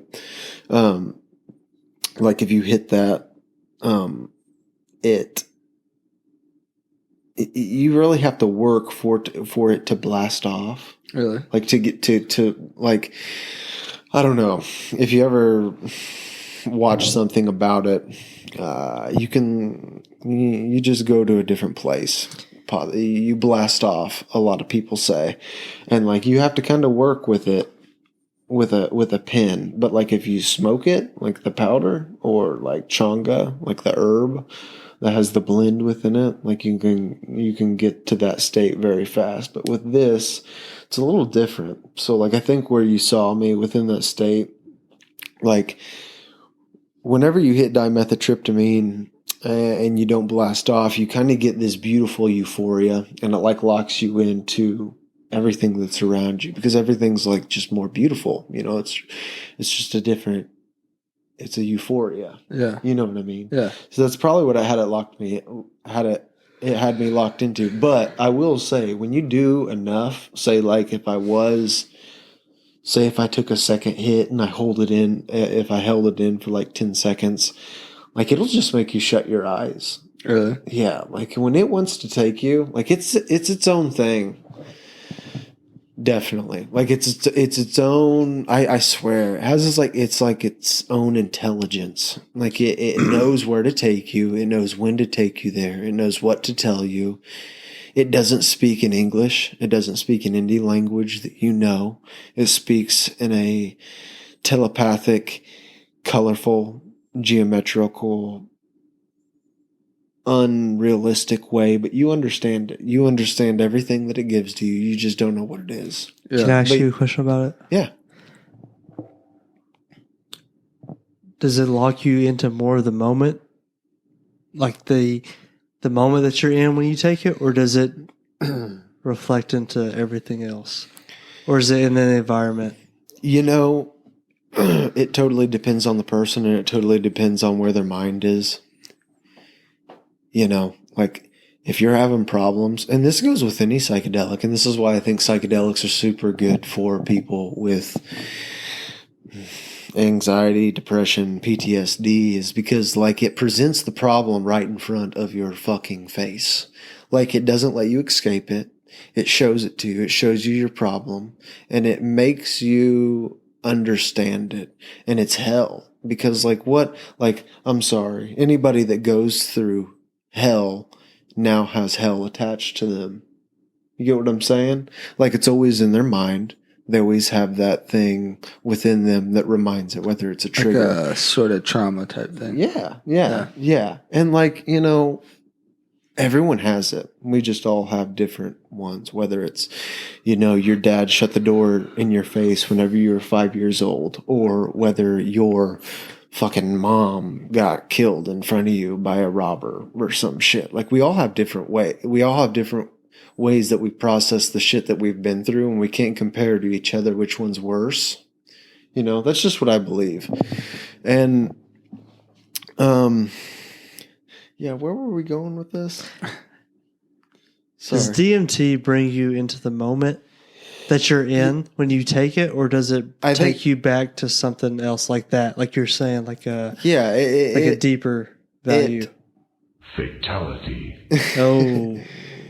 To me, it makes me appreciate the moment more, because whenever, I look at it as a tool. A lot of people, like what we were talking about, like at festivals, like a Tipper or a Spongel show, they'll like be about the scene, I guess you would say, and just like do it to the music, and like that's cool. I feel like it could give you wisdom within that moment, but I think there's so much more to it, and that's why like indigenous tribes use like ayahuasca and certain form. I mean, there's multiple plants that are used within indigenous tribes to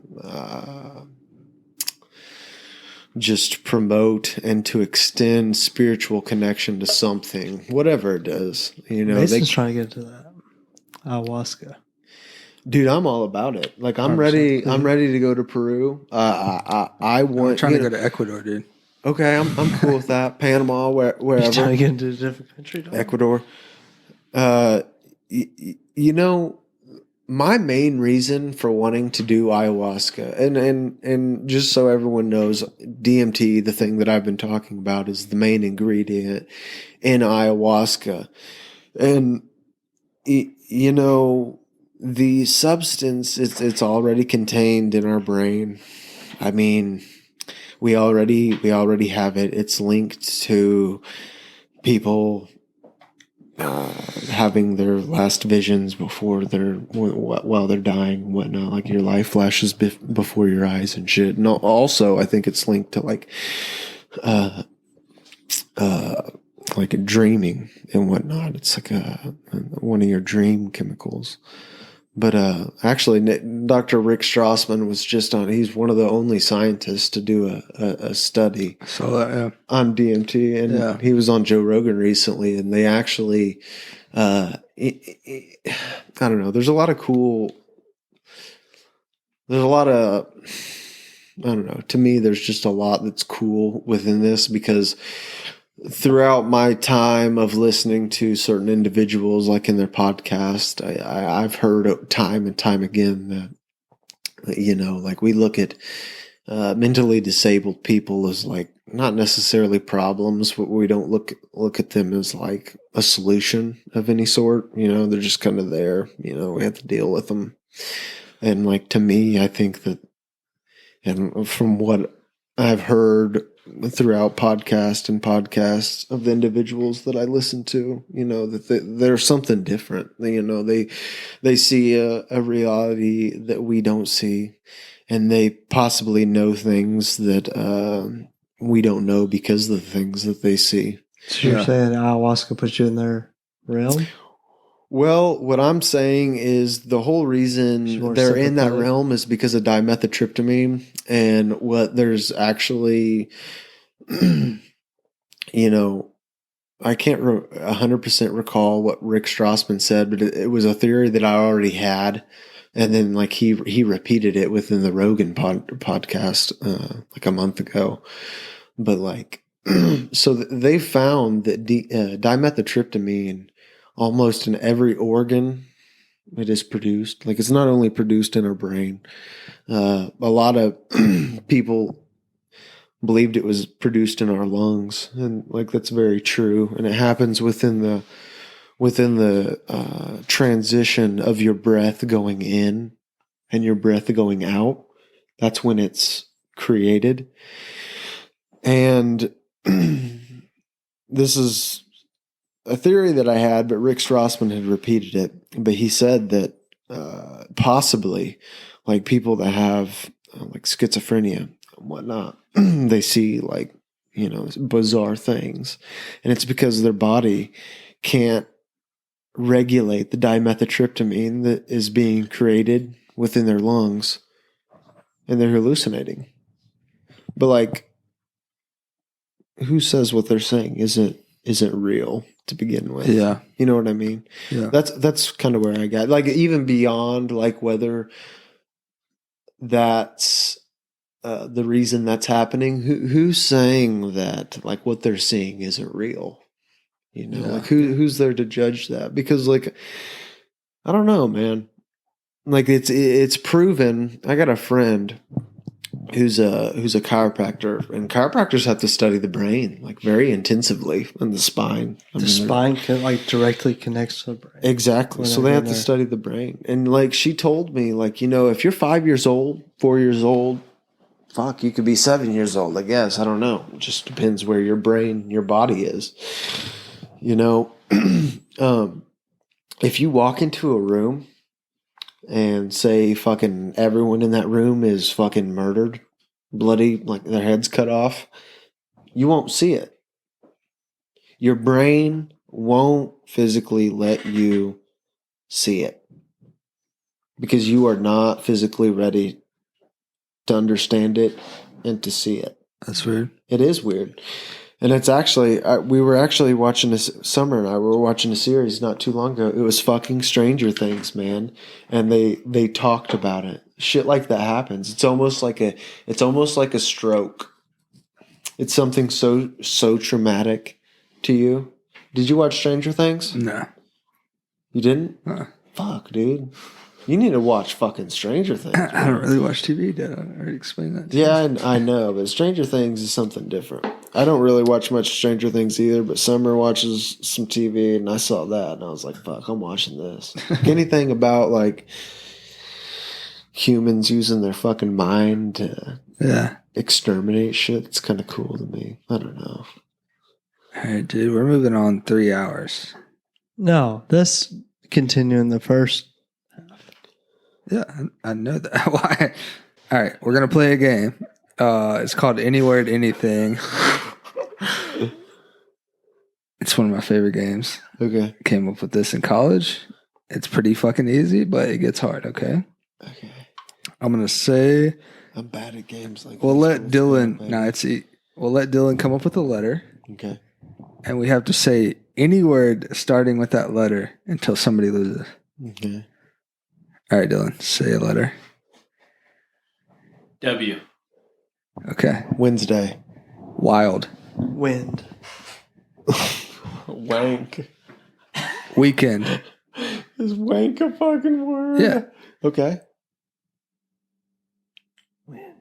You said the same word. What's the game? Like, Why? It's called any word, anything. Any word, anything. Yeah. What's the What point the of fuck us does naming wank mean? the words? I want to call myself To out. see who's the fucking most dumb that can't come up with a new word. I think Wanker. wank. I think wank fucking failed. Wonka. I said Yeah, why. we'll start another one. Why it's out. Wonk is a name. Dylan, say another letter. Wonk is a name. Do names count? It has to be a word. Okay. So, C. Cunt. clit. Cat. You're out. You lost. No, I'm not. Go. I know. That's it. Carnival. Carry. Castle. Karma. That's a K. Damn. Okay, Gage. shit. Gage wins the first any word, anything. Fuck, man. Okay. We got one more question before we get out of here, Gage. Okay. If you could be one person, live one 24-hour day in their life, in their shoes, who would that be? And we're having a problem with the last two guests that didn't specifically name a person. They said, like, If I had to be one person yeah. You for can a only day, for a day, a 24-hour period. It can start at after dinner or whatever you want to do. I can start after dinner. You can start at any moment in the day. Just a 24-hour day. 24-hour period. You know, this is hard. Whatever that was. Hiccup, cough, I don't know. But this is a hard question because I feel like, you know, I need to be a person who is very influential and changes a lot of lives. And that's hard, honestly. Like, maybe this is silly of me, but I find it hard to find a person like that right now. What do you mean? Within my mind. Oprah?